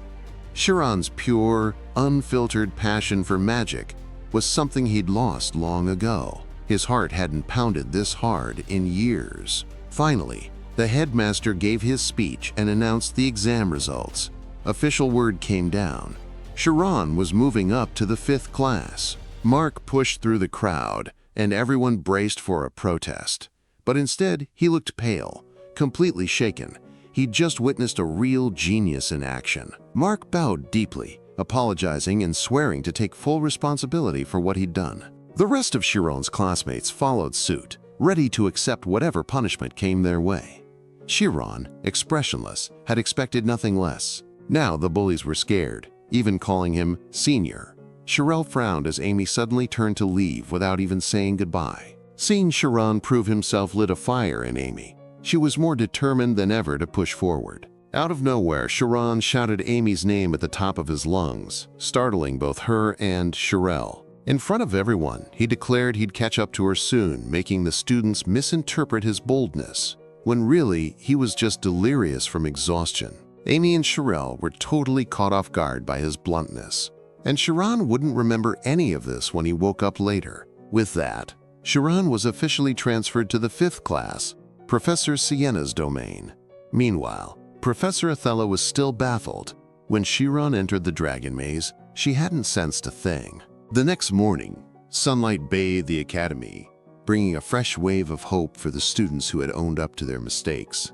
Even so, the incident was still going to be judged by the headmaster and the professors.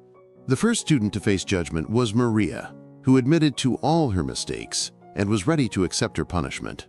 But Shiron, Mark, and Brad, the guys Maria had put to sleep with her magic, all agreed they didn't want her punished. Mark even took the blame, saying he was the one who had pushed Maria to this point. The other involved students also confessed, including the ones who had messed with Shiron during the exam. The headmaster was proud of their growth as future mages, but punishment was still necessary. Shiron even asked to be punished too, since he'd acted recklessly during the cancelled competition. The headmaster rubbed his temples, trying to figure out what kind of punishment would fit. Meanwhile, Thad was quietly pleased.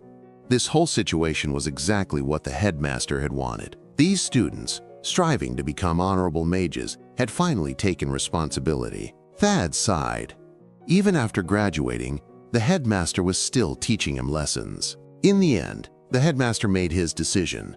Everyone involved would face consequences. The students looked somber, not because of the punishment, but because they truly regretted their actions. Mark bowed deeply, sincerely apologizing to Maria. Professor Siena was shocked. She'd never seen the entire student body punished like this before.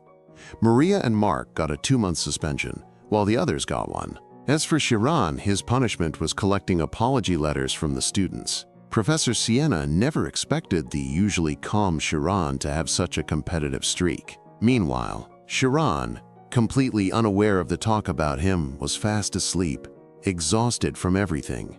In his dreams, he relived the moment he'd conquered the dragon maze. He kept pushing forward, fearless, completely focused. Erasing his own presence, he saw only the reality of the moment. Breaking past all limits, he felt unstoppable. Then suddenly, he was falling into emptiness, panic gripping him. He jolted awake, hearing piano music drifting from outside his room. Shiron couldn't remember anything after waking up. He wanted to return the notes he'd borrowed from Amy to study teleportation magic. But then something else caught his eye. The first class of the day happened to be a joint session. Sharelle asked how Shiron was doing, while Amy got flustered when he approached her. Sharelle was confused why Shiron was carrying so many apples. He explained they were for Amy. Amy was baffled. She liked cherries, not apples. When she checked her own notes, she realized she'd drawn cherries that looked more like apples. Embarrassed by her messy sketches, Amy quickly walked away. Shiron just stood there, confused by her reaction. Later that day, Amy took her advancement exam and passed without any issues. A month later, the suspended students returned to school, greeting Shiron with newfound respect. They'd even started saving seats for him during joint classes. Then, a female student suddenly slid into the seat next to him. It was Sharelle, teasing him about being lonely without Amy around. Sharelle admitted she just wanted a quiet life, but watching Shiron and Amy had fired her up. Shiron was shocked when Sharelle mentioned Amy's plan to join the military. He thought that was way too dangerous. But Sharelle wasn't worried. Amy specialized in sniping magic, so she'd be fighting from the back lines. After class, Sharelle and Shiron went their separate ways. As usual, Shiron headed off to train alone, until another student called out to him. The guy was Need, an extroverted classmate from Shiron's class group who always dragged him into conversations. Everyone in Class 5 had their own unique magic specialties. Then 2 more students showed up, greeting them from behind. They pulled Shiron and Need into a serious discussion. Shiron watched them argue, but had no clue what they were even talking about. For a second, he worried he'd get bullied again if he didn't keep up. Then they finally got to the point, debating which professor they liked best, Siena or Ethella. Shiron felt ridiculous. All that stress over something so trivial. Shiron had assumed Need would scold him and the others for asking silly, unnecessary questions. But to his surprise, Need turned out to be the most enthusiastic one, fully supporting Professor Siena. The group kept debating with their favorite professors, each siding with their preferred mentor. Out of nowhere, they suddenly asked for Shiron's opinion, catching him completely off guard. Shiron froze, unsure how to respond. Both professors were figures he deeply respected. Just as he was about to finally voice his thoughts, both his friends walked away, leaving him standing there, utterly confused. Shiron couldn't help but feel rejected, like his indecisiveness made him an outsider. Need quickly dismissed that idea. The real reason is Iruki had strolled over, casually asking what they were discussing. Need brushed it off as unimportant and immediately introduced Shiron to Iruki instead. Iruki introduced himself, mentioning he already knew who Shiron was. Shiron felt like he'd heard Iruki's voice before. Then it hit him, a memory from the past. Back when he'd failed to execute the Spirit Zone Deviate form after being mocked by classmates, and a mysterious voice had snapped him out of it. Shiron quickly shook Iruki's hand, thanking him for that moment. Out of nowhere, Iruki bluntly called him the boring type. The random insult left Shiron baffled. Need jumped in to smooth things over, while Iruki just looked puzzled, insisting it was supposed to be a compliment. As he walked away, Iruki tossed a warning over his shoulder, saying that Class 5 was full of weirdos. Need apologized for Iruki's behavior, but Shiron just shrugged it off, admitting the guy was unique. Need explained that Iruki was a genius with 0 social skills, brilliant in one way, utterly bizarre in others. Without warning, Iruki climbed onto the stage and headed straight for the image zone. Need groaned, already foreseeing chaos, while Shiron watched, curious about what Iruki was planning. Iruki summoned his spirit zone effortlessly. Then, in seconds, he shaped it into a flawless deviate form like it was nothing. The form hovered above the students, who stared in awe at his skill. Grinning mischievously, Iruki snapped his fingers. The spirit zone split into multiple targets. Professor Ethella's eyes widened. She knew trouble was coming and yelled at Iruki to stop. Iruki ignored her, calmly muttering an incantation in an icy tone. The students barely had time to react before realizing it was an explosion spell. They bolted. Iruki's deviate form shot straight through the targets he'd created. The colliding energies erupted into a blinding flash. Boom! The shockwave knocked everyone back, though, luckily, no one was hurt. Shiron could only stare, speechless at the insanity he'd just witnessed. Iruki, acting like he'd done something cool, gave Shiron a lazy wave before. Professor Ethella dragged him away, scolding him for yet another reckless stunt. Shiron was still trying to figure out what Iruki's whole deal was. Iruki was the weirdest kid in Class 5, socially clueless but undeniably brilliant in one niche. His genius lay in mastering a single discipline to perfection. Iruki was the king of physics calculations, able to predict outcomes within a 0 to 100-degree temperature range. He could even calculate the exact day and time 40,000 years in the future. But then there was the time he bombed a poetry-based history exam. When asked about a poem describing falling leaves, Iruki wrote a mathematical breakdown of descent rates based on leaf shape. The teacher, thinking he was mocking the test, gave him a 0. Need added that professors used to take turns handling Iruki before giving up entirely. What shocked Need, though, was Iruki taking an interest in Shiron, which, honestly, made Shiron a little nervous. Just then, a girl from another class approached Shiron. She nervously invited him to join her research club. Shiron politely declined, saying he needed to focus on improving his grades first. The girl took it well, smiling before walking off. Need sighed, mentioning how prestigious her club was.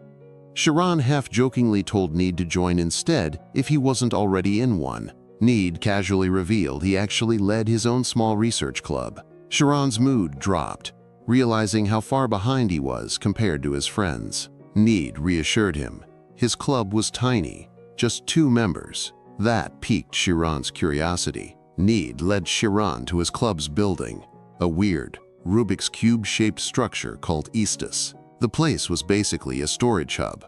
Need gestured for Shiron to follow him inside. As they stepped in, Shiron spotted someone scribbling complex equations. It was a rookie, the same guy from earlier, now deep in calculations. The scene rewound to the moment Shiron first stepped into Istis. Need gave him a quick rundown about Istis's origins and its bizarre capabilities. Istis was filled with fake rooms, perfect for stashing things where no one could ever find them. The moment someone discovered a hidden item, the entire structure would shift randomly. In other words, it was the ultimate hideout, impossible for anyone to crack. Then, Need revealed the real room, his research club's actual headquarters. The club was called the Science of Supernatural Spirits Research Room. Shiron just stood there, completely speechless, unable to process what he was hearing. As the door creaked open, dust flew everywhere, making Shiron cough uncontrollably. Inside, he spotted Iruki hunched over a chalkboard, scribbling down some insane calculations. Back in the present, Shiron couldn't believe Iruki had joined a club that actually believed in supernatural nonsense. But Need shut that down fast. Iruki was only here to disprove the supernatural. Iruki seemed thrilled to see Shiron, greeting him like an old friend. Then, out of nowhere, he launched into a rant about atomic properties. Shiron just stood there awkwardly, thrown off by Iruki's randomness. Iruki kept going, explaining how splitting an atom's nucleus could unleash enough energy to wipe out a city. Shiron was horrified. People would die if that actually happened. But Iruki just brushed it off like it was no big deal. Shiron grew even more uneasy and reminded Iruki about a mage's true purpose. Iruki taunting him. Mages couldn't harness that energy, not that they wouldn't. Shiron's expression turned serious. He wasn't having it and shut Iruki down hard. But Iruki kept pushing, saying he only cared about facts, not ideals. Fed up, Shiron turned to leave, but Need stopped him. He had no idea how to navigate Istis alone. Need then scolded Iruki for taking things too far. Iruki admitted it, but only because he saw Shiron as his rival. He'd done it on purpose. He told Need to remember what happened during the teleportation competition. For someone who'd just learned teleportation magic, Shiron's calculations were insane. To escape the dragon maze, Iruki estimated Shiron had split time into 10,000 fractions. Need went pale. No Class 5 student could pull that off. Iruki agreed. No normal mind could process things that fast. Then he asked Need what he thought. Need finally got it. Iruki was testing Shiron's limits, pushing his calculation skills. His plan is to provoke Shiron into competing in the speed gun tournament. The next day, inside the Academy's lecture hall, students buzzed about the speed gun matches, wondering how Shiron would score. The speed gun test was a practical magic exam. Hit every target with a precise spell. Targets multiplied with each level, and participants had to clear them all before advancing. But Shiron, in typical Shiron fashion, awkwardly confessed to Professor Siena he didn't know any active magic. Professor Siena joked about his grades not being high enough to learn combat spells. Then she dropped the truth. Shiron already had magic at specialist level. Shiron was completely lost. But then he remembered his photonization theory from the teleportation event. He still doubted himself. Light magic couldn't attack. Professor Siena handed him 2 books on advanced light magic research. Shiron's eyes lit up. This was his first real shot at active magic. But after skimming the theories, he slumped, even more convinced this was useless for the speed gun test. Professor Siena patiently explained, light magic could work in the tournament. This branch of magic had been extensively studied, and top mages agreed it had insane potential. Mastering it meant Shiron's growth would be limitless. Finally, he agreed to learn. Later, in the training area, Shiron tried casting light magic, but failed. Again and again. He couldn't believe he was struggling this hard, at his level. After a moment, Professor Ethella greeted the students dressed in full church attire. The students freaked out seeing Professor Ethella's ridiculously elegant appearance. Even the oversized glasses she usually wore were gone. Shiron's classmates explained that Professor Ethella was actually a famous bishop who guarded one of the 12 holy artifacts. There were only 12 bishops in the entire world, and she was one of them. Need, completely swayed by Professor Ethella's beauty, immediately switched sides and became her supporter. For today's lesson, Professor Ethella planned to teach the students how to strengthen their omnipotence. She invited a senior from the graduate class to demonstrate a spell called Kotodama. Kotodama was a power-boosting spell that relied on words. First, the senior casually unleashed a basic tornado spell. Without even chanting, they summoned a crazy strong tornado, leaving the students totally impressed. They all praised the senior, amazed by the sheer power of their magic. Next, the senior demonstrated Kotodama by pulling out a small book from their pocket. He started reading it like reciting incantation. The students were mesmerized by their smooth, captivating voice. But the chant dragged on so long, the students got bored and started dozing off. Finally, after what felt like forever, the chanting ended and the senior unleashed another tornado spell. This one was way stronger than the first. The force was so intense it nearly sent the half-asleep students flying. The spell wasn't about the words themselves, but the intent channeled through them. Still, he admitted that long chants weren't practical in battle, so he decided to show a shorter and stronger version. With intense focus and determination, the senior began chanting again. This time, the words were completely gibberish. Nobody could understand a thing. But the senior looked way into it, and seconds later, a massive tornado erupted, sending everything and everyone flying. The unprepared students got knocked around like flies, crashing all over the place. Shiron was blown away by the senior's insane power. Professor Ethella thanked the senior for the demonstration. Since Kotodama was a specialized spell, she had no plans to teach it to the class. Instead, she introduced a similar technique called sequencing, strengthening omnipotence by counting numbers with full concentration. Shiron was curious how counting could have any effect, while the others were confused why numbers even mattered. Professor Ethella explained that numbers were deeply tied to the spirit zone, but the real key was the intent behind the counting. She demonstrated, starting with numbers in the tens. A few seconds later, she hit the hundreds. Her spirit zone visibly expanded. Then she skyrocketed to 400, 1700, 2400. Shiron couldn't wrap his head around how someone could count that fast. Finally, Professor Ethella hit 10,000 in no time, her spirit zone swelling to a 40-meter radius. Just with sequencing, her spirit zone had quadrupled in size. Unlike Kotodama using visual aspects, the trick here was pure focus and mental speed. The faster the counting, the stronger the spirit zone. Not just in range, but in power, accuracy, and intensity too. Shiron started getting it and wanted to try it with his light magic. Of course, sequencing was useless if the caster didn't have enough mental strength. Shiron stood frozen, trying to count as fast as possible. In just 1 minute, he hit 1,000. Meanwhile, the other students struggled hard. Their mental stamina was nowhere near Shiron's, who'd grown up as a commoner. Shiron suddenly realized he'd accidentally used sequencing before, back in the dragon maze. It clicked. He could categorize numbers in hundreds and count them in chunks. Determined, he stretched out his hand to test it. A blinding flash of light burst from his palm, shocking the entire class. Shiron panicked, totally flustered by how ridiculously flashy his light magic had become. The students started buzzing with discussions left and right, guessing Shiron might use photon output for the speed gun competition. Professor Ethella began keeping an eye on Shiron's progress. Her curiosity piqued.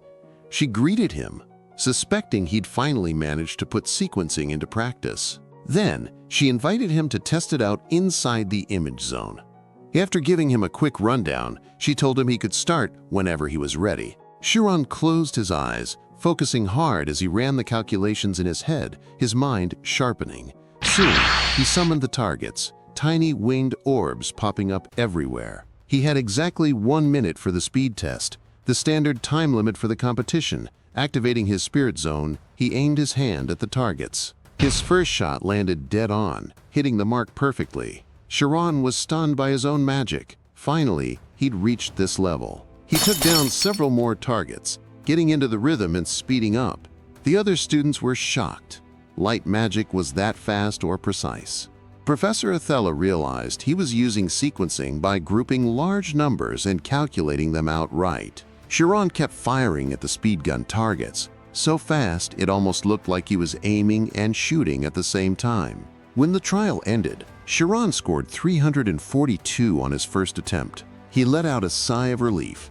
This meant he could join the speed gun competition without any major issues. Need gave him props, but Iruki just mocked his sloppy score. Iruki called it trash, though he also admitted Shiron was kinda interesting. Raising his hand, Iruki asked Professor Ethella for a turn, flashing a cocky grin. She gave him the go-ahead, but warned him not to mess around. Shiron shot him a skeptical look. He wasn't a fan of Iruki's attitude, but he was still curious. Iruki activated his spirit zone without hesitation. Then, he shifted it into deviate form, something totally unexpected. The other students were shocked. This wasn't normal at all. Iruki summoned the targets and get ready to start. His spirit zone darted toward them at insane speed. Just like that, he wiped out multiple targets in one go. His movements were smooth and effortless, like he'd done this 1,000 times. Shiron couldn't help, impressed by Iruki's insane display. Their eyes locked. The rivalry between them was heating up big time. Iruki cranked up the speed even more, leaving the class in disbelief at how strong he really was. Shiron figured Iruki was also using sequencing, and Need confirmed it, except Iruki wasn't calculating in thousands, but millions. Shiron froze, trying to process that info. No way a human brain could handle that. When the minute ended, Iruki's final score was 548 points. The other students were kinda salty that he'd been hiding his skills all this time. Even Professor Ethella was surprised. The troubled student turned out to be a genius. Iruki strolled over to Shiron, locking eyes before asking what he thought. Shiron admitted he was blown away. He never expected deviate form to be used like that. Iruki kept egging him on, making the whole class side-eye his weird behavior. Then, awkwardly, Iruki explained he used a logarithmic system and decreased the unit. That straight-up shocked Shiron. Those calculations were practically impossible without a calculator. Iruki smirked and threw down the gauntlet, daring Shiron to beat him. Shiron fires back that he learned magic to improve himself, not to crush others, but Iruki called that a weak excuse. Iruki told him to drop the idealism if he couldn't back it up. It's really not convincing that finally got under Shiron's skin. He'd prove his point by taking Iruki down. Iruki just shrugged, smirking as he compared Shiron's understanding to a worm next to his own calculations. Shiron was fuming at the insult, while the other students could feel the tension in the air.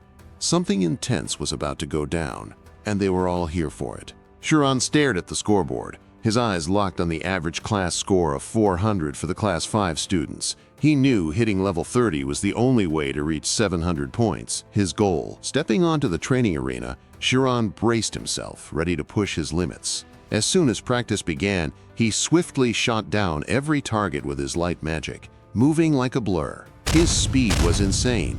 It almost looked like the targets were disintegrating on their own, leaving his classmates in awe and showering him with praise. Even his classmates noticed how much he'd improved. He didn't even need to look directly at the targets anymore. When time ran out, Shiron's score flashed, 567 points, way above the class average. He was exhausted but satisfied, wiping sweat off his brow with a small grin.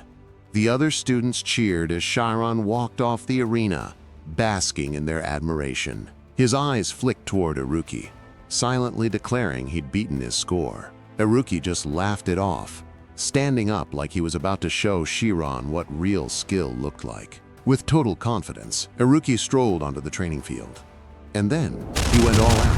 His deviate form shrank, making him even faster. He zipped through the targets, obliterating them in seconds. After a minute, the scoreboard lit up. 568 points, just 1 point higher than Shiron's. That's when Shiron realized this 1 point gap wasn't a coincidence. The next day, the same thing happened. Another 1 point lead. And the day after that, and the day after that, the crowd went wild, chanting Aruki's name like he was some kind of legend. Shiron finally accepted it. Aruki was still way out of his league. Back in class, everyone was hyped about the Shiron versus Aruki rivalry. Some students even started fangirling over Aruki, inviting him to join their clubs. Meanwhile, Shiron was getting frustrated. He had no idea how deep Aruki's skills went, while he was already giving it everything he had. Noticing Shiron's scary expression, Need tried cheering him up, promising to support him. Shiron groaned, saying even eating felt like chewing on numbers at this point. Need shamelessly sympathized, but the spectators loved it. They were betting Shiron might actually break the high score. Shiron suddenly asked Need who held the top score, catching him off guard. Turned out, the record holder was Shiron's own girlfriend, Amy, with a crazy 987 points. Meanwhile, Amy sat on a bench, clearly waiting for someone. Soon enough, her best friend, Sharelle, showed up. Sharelle frowned, concerned at how thin Amy looked these days. Amy just laughed, saying Sharelle would look the same if she moved up to the graduate class. They casually chatted about the graduation exams. Amy admitted it wasn't hard, but they tested every single aspect of her abilities. Then, out of nowhere, Amy asked Sharelle how Shiron was doing. Sharelle was shocked. They hadn't seen each other even once this whole time. After Sharelle filled her in, Amy finally understood. Aruki had been provoking Shiron on purpose. She remembered Aruki pulling the same crap with her back then. Sharelle wondered if Amy was going to step in and help Shiron. Amy found that hilarious. Shiron didn't need anyone's help. Back at the arena, Shiron barely managed to hit 700 points, gasping for air like he might pass out. Aruki walked over, congratulating him with a smirk, calling it a decent score. Amy, meanwhile, was confused why Shiron was so desperate to win. It was just a test. Sharelle rolled her eyes, pointing out she'd surpassed Aruki. Amy shrugged. She never competed with Aruki because she ignored his taunts, but she admitted she'd probably lose if they actually went all out. Sharelle couldn't believe what she was hearing. And sure enough, Aruki's score was still 1 point higher than Shiron's. Shiron felt like crap. He was barely standing, while Aruki looked like he hadn't even broken a sweat. For the first time, Shiron felt hopeless, like he'd never win. Shiron carried that crushing feeling of defeat back to his room, shoulders slumped. School was about to go on a 3-day break, and right after the competition would officially kick off. He couldn't figure out how to beat Aruki, no matter how hard he racked his brain. Memories flooded back as Aruki's harsh words echoed in his head. His mind replayed every past moment, every humiliation, every accusation, even watching his parents powerless. The times he'd been underestimated, blamed, or straight up ignored. Nobody ever truly believed a word he said. Shiron sank into deep thought, realizing Aruki wasn't entirely wrong. The world didn't listen to the weak, and just like that, a flicker of determination reignited in him. He sat down to meditate, searching for a new way to push past his limits. Numbers, their true meaning, swirled in his mind. What was the essence of sequencing? Manual calculations wouldn't cut it. He needed something deeper. He let go of rigid formulas, trying to envision something bigger, something fundamental. This wasn't about counting anymore. It was about feeling the numbers, testing how far he could go. In his subconscious, he raced forward aimlessly, no destination in sight. Then he hit an invisible wall, its surface rippling like water. Curious, he prodded at it until, without warning, cracks spiderwebbed across. It shattered, revealing a pitch-black void beyond. Shiron jolted back to reality, heart pounding with an unfamiliar dread. It felt like a dream, yet part of him was weirdly drawn to that darkness, like his body wanted to be pulled in. But he realized something beyond numbers themselves. 3 days later, at the joint training facility, the Class 5 speed test was about to begin. 2 students already in position, seniors and juniors crowded in, eager to watch. Sharelle showed up too, planning to report Shiron's performance back to Amy. Shiron's friends, though, felt the pressure. Seniors were definitely here to size them up. And let's be real, everyone wanted to see the genius showdown. Iruki versus Shiron. Sharelle's friends debated the winner, but Iruki had always dominated. Sharelle disagreed. Shiron still had a shot, and she believed in him. The competition rolled on, winners declared round after round. Finally, the main event arrived, the last match everyone had waited for. Iruki and Shiron stepped into the arena, tension thick enough to cut. Shiron's usual nervous grin is gone, just pure laser focus. Professor Ethella gave them both a pep talk before things got started. The screen flashed yellow. The match was about to begin. Then red lit up. Both unleashed their spirit zones instantly.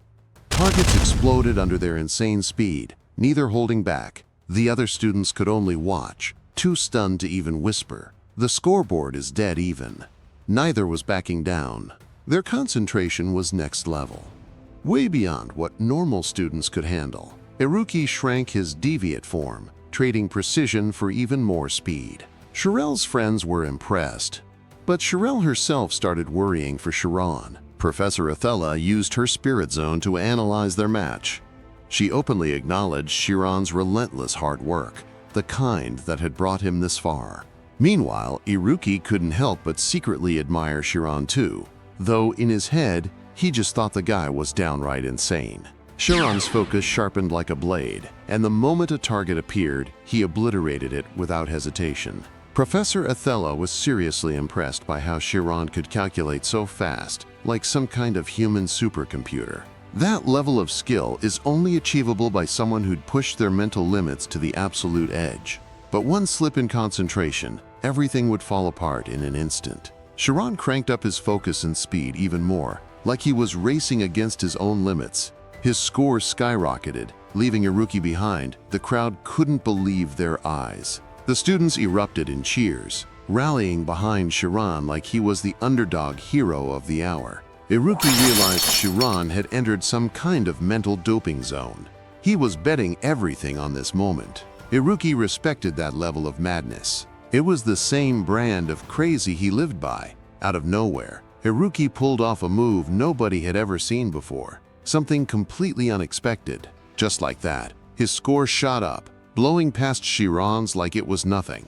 The students tried to make sense of it. Shiron wasn't slowing down, so how was Iruki doing this? Then Sharelle figured it out. Iruki had 2 spirit zones. Now 2 glowing orbs circled Iruki's body, annihilating targets at an insane speed. This was a special condition only Iruki could pull off, thanks to his savant syndrome. Sharelle finally understood what Amy had meant earlier. Everything clicked into place. The twin spirit zones danced around Iruki, wiping out targets. Shiron's score was now hopelessly behind, and the students started writing him off. Still, they couldn't help but be in awe of both of them. This was next-level stuff. Shiron himself was drowning in frustration, feeling the weight of defeat creeping in. He'd given it his all, or so he thought. But Iruki's ability was on another plane entirely. At least he could say he'd fought with everything he had. Or had he? Shiron suddenly rejected that thought. No, he hadn't truly gone all out. Fear had held him back. He didn't know if he should step into this dangerous territory. But he was about to risk it all anyway. And just like that, he crossed into a dimension beyond numbers. Professor Ethella froze. Something felt wrong. A blinding flurry of light erupted, annihilating every target simultaneously in a flash. The glow grew so intense the spectators couldn't believe what they were witnessing. From a distance, Shiron looked like he was wielding some kind of large-scale magic. His score exploded, rocketing up to challenge Iruki's lead. Iruki stayed confident, convinced his calculations would outpace Shiron's last-ditch effort. 5 seconds left. Both of them poured every ounce of energy into those final moments. Iruki started struggling. Those 5 seconds stretched like 5 brutal years. Then the buzzer rang. Silence hung over the arena before the crowd erupted in cheers. Iruki collapsed, drained. It was over. His eyes flicked to his score, 1247. Not bad. Not bad at all. Then he glanced at Shiron, who stood eerily still, like he wasn't even there anymore. Shiron snapped back to reality when someone called his name. Sharelle frowned, worried by his blank, expressionless stare, but she still congratulated him.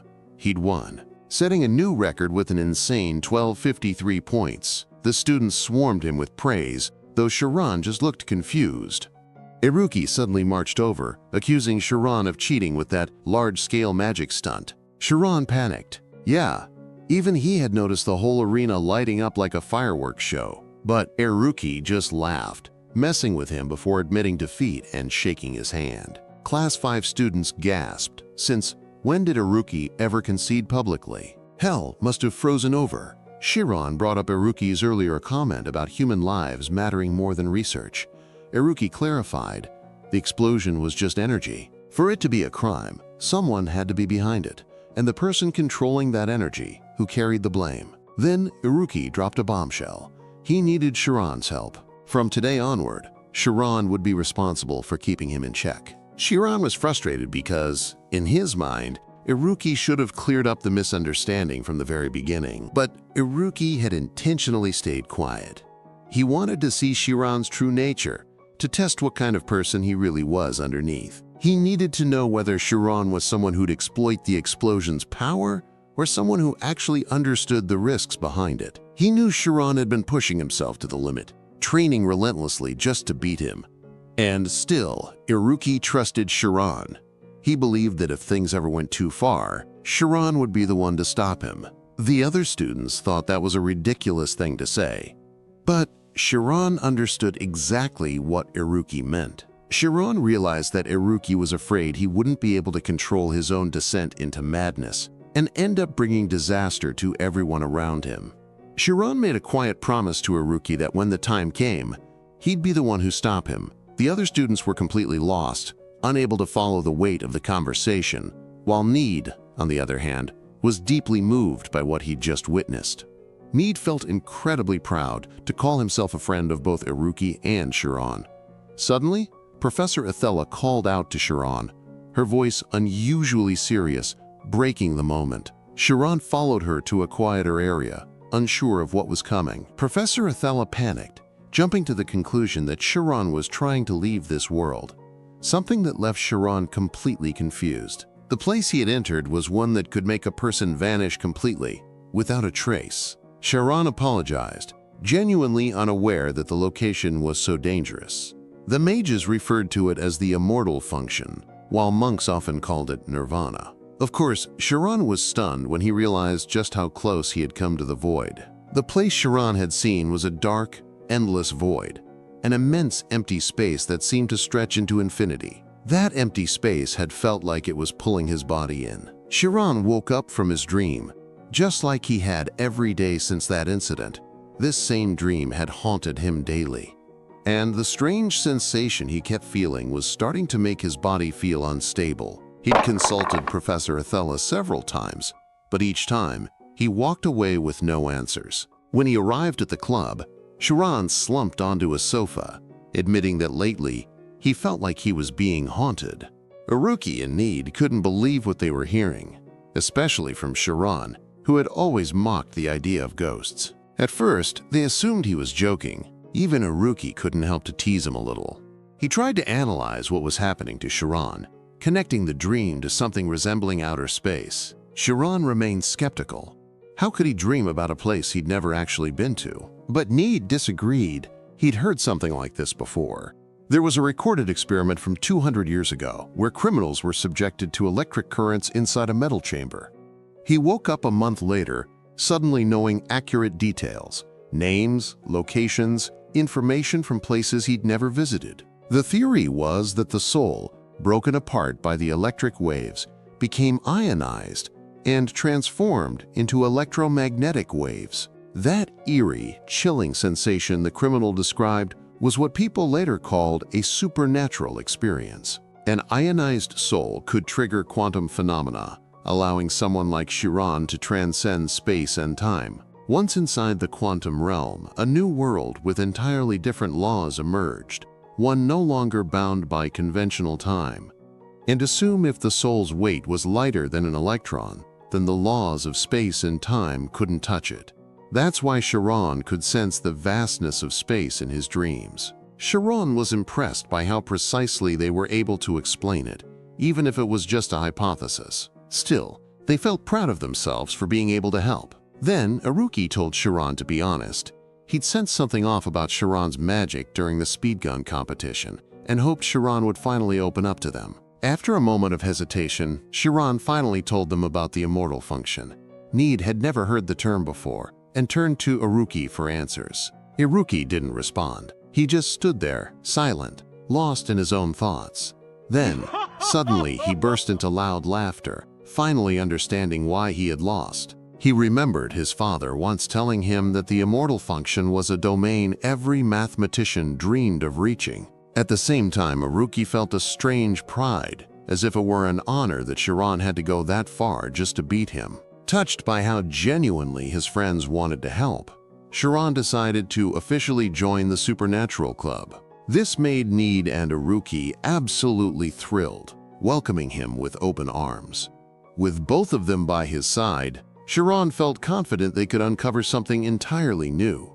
Need then pulled out an official club registration form, ready to formally register their group. After that, Need suggested they celebrate, insisting he'd treat them all. Professor Thad was seen grabbing a stack of research club registration forms. Professor Siena noticed Thad dropping one of the forms. She checked it out. Apparently, Thad knew about this research club. The form listed Shiron and Iruki as members of the Supernatural Club. Suddenly, Siena's expression turned downright creepy. Meanwhile, at a large mansion nestled in a serene forest, Professor Ethella greeted Professor Siena upon her arrival. The two enjoyed some time together and started discussing Shiron. Siena reported that Shiron had joined the Supernatural Club, which shocked Ethella. Siena was seriously worried. That club used to have a terrible reputation. But Ethella brushed it off. The troublemakers had graduated and were replaced by Need, a diligent and well-behaved student. That wasn't the case at all. Need was lazing around on a couch. Shiron was baffled seeing his friends skip class. Iruki was busy playing chess against himself. Shiron gave up on his lazy friends and decided to study instead. Iruki, wanting to mess with Shiron, he told Need to bring out his research project. Their conversation piqued Shiron's curiosity. Eventually, he couldn't resist and went to take a look. Back with Professor Siena, she brought up Iruki's history of causing trouble. Iruki pretended to be weak, but he was actually a monster, and Shiron had beaten him. These two could become serious threats if they went down the wrong path. Shiron might end up being the Academy's biggest ticking time bomb. Ethella thought Siena was overreacting, but nope. Need had actually created a magic bomb. They were totally planning to use it for a big spectacle. Need specialized in mechanical magic after all. Shiron tried on a transparent cloak Need had made. Then he noticed a book and picked it up. Inside were pictures of popular female students at the Academy. It was research from a secret club run by graduation class. Amy was one of the targets listed in there. Shiron turned bright red and scolded them for having something like that. Professor Siena, now aware of the secret club too and wanted to shut it down, along with the Supernatural Club. Ethella understood Siena's concern for Shiron. She could tell Siena genuinely cared about him. So Ethella decided to share a secret about Shiron had achieved nirvana during the speed gun competition. Siena's face went pale. Pure terror and shock mixed into one. Back at the hideout, a massive tremor suddenly shook the place. They told Shiron to immediately hide their stuff. Iruki knew a professor was invading their base. Sure enough, it was Professor Siena. They forced Shiron to act naturally and stay seated. Then they pretended to casually chat like nothing was wrong. Right then, Siena burst into the room. She saw Iruki and Need staring at her calmly. Even Shiron, who'd normally greet her, stayed silent this time. Professor Siena wasn't happy at all about the lack of a proper welcome for her. Need faked professionalism, claiming he hadn't had time to prepare a welcome because her arrival was so sudden. Professor Siena and Need got into a bit of an argument, making Shiron even more uncomfortable with the whole situation. Tired of the nonsense, Siena cut to the chase. She wanted to shut down their research club. Their calm, professional attitudes instantly turned into full-blown panic. Need obviously protested Professor Siena's decision and demanded an explanation. After Professor Siena pointed out their club's lack of results, Need immediately bowed and begged her not to go through with it. Need swore he'd do anything in return. Professor Siena agreed, on one condition: they had to kick Shiron out of the club. They were shocked to find out Professor Siena was targeting Shiron specifically. She knew about Shiron's past encounter with the immortal function, something even the Academy couldn't properly handle. Shiron promised he wouldn't do it again, but Professor Siena's real concern was overflow. Iruki had experienced it himself at age 8, a condition only geniuses faced. Overflow happened when the mind couldn't process the flood of information after awakening. Plenty of kids had fallen victim to this mysterious phenomenon simply because no one understood it. Shiron finally realized what he'd been going through. The signs had been there all along. The same torturous dreams kept haunting him, driving him to the edge of madness. Professor Siena offered to take Shiron for mental therapy, telling the others not to worry. But Need still refused the idea. Siena couldn't just make unilateral decisions like that. Iruki backed Need up, insisting Shiron should be the one to decide. Need also found it weird how far Professor Siena was going for Shiron. Gathering his courage, Need straight up accused her of having feelings for Shiron. Surprisingly, Professor Siena didn't deny it.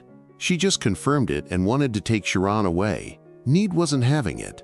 Teachers shouldn't be crushing on students, period. But Professor Siena, in her usual blunt way, said anything was possible. Why not? Need, half joking, asked if there was any chance she might like him instead. Professor Siena shut that down hard. 0% chance. No feelings whatsoever. Need's heart shattered at her brutally honest response. Iruki believed Shiron wasn't that weak. If he couldn't handle overflow, then he just wasn't cut out for it. Besides, Shiron wouldn't die from overflow, so there was no need to go to extremes. And since Shiron was the only one who'd entered the immortal function, Siena's help wouldn't change anything anyway. Iruki outright said her concern was way beyond normal. It was an obsession. Shiron finally spoke up, agreeing with Iruki that he should be the one to decide. Although he felt like he was losing it, but at the same time, it was exhilarating. This phenomenon was part of him, and he wanted to uncover its secrets with his friends. He wasn't running away. He'd learned to deal with it. Siena was reminded of someone who looked just like Shiron. Realizing she couldn't force things, Siena backed off. But they still had to show results if they wanted to keep their club from being shut down. Need, who'd just started looking relieved, immediately turned pale and passed out. And just like that, the three of them ended up sitting in the academy courtyard, brainstorming their next move. Their club had never actually presented anything before. Nobody could even prove the supernatural existed in the first place. Out of nowhere, Iruki spotted a beautiful woman. Need perked up instantly and turned to look. Turns out it was Professor Siena. Need decided to tail her, hoping to dig up some secrets or weaknesses to use against her. Iruki suggested using Need's invisible cloak for spying. The two of them rushed back to the dorm to grab the cloak. Meanwhile, Shiron was assigned to follow Professor Siena carefully. Professor Siena was being super cautious, like she didn't want anyone following her. All three of them sensed she was hiding something big.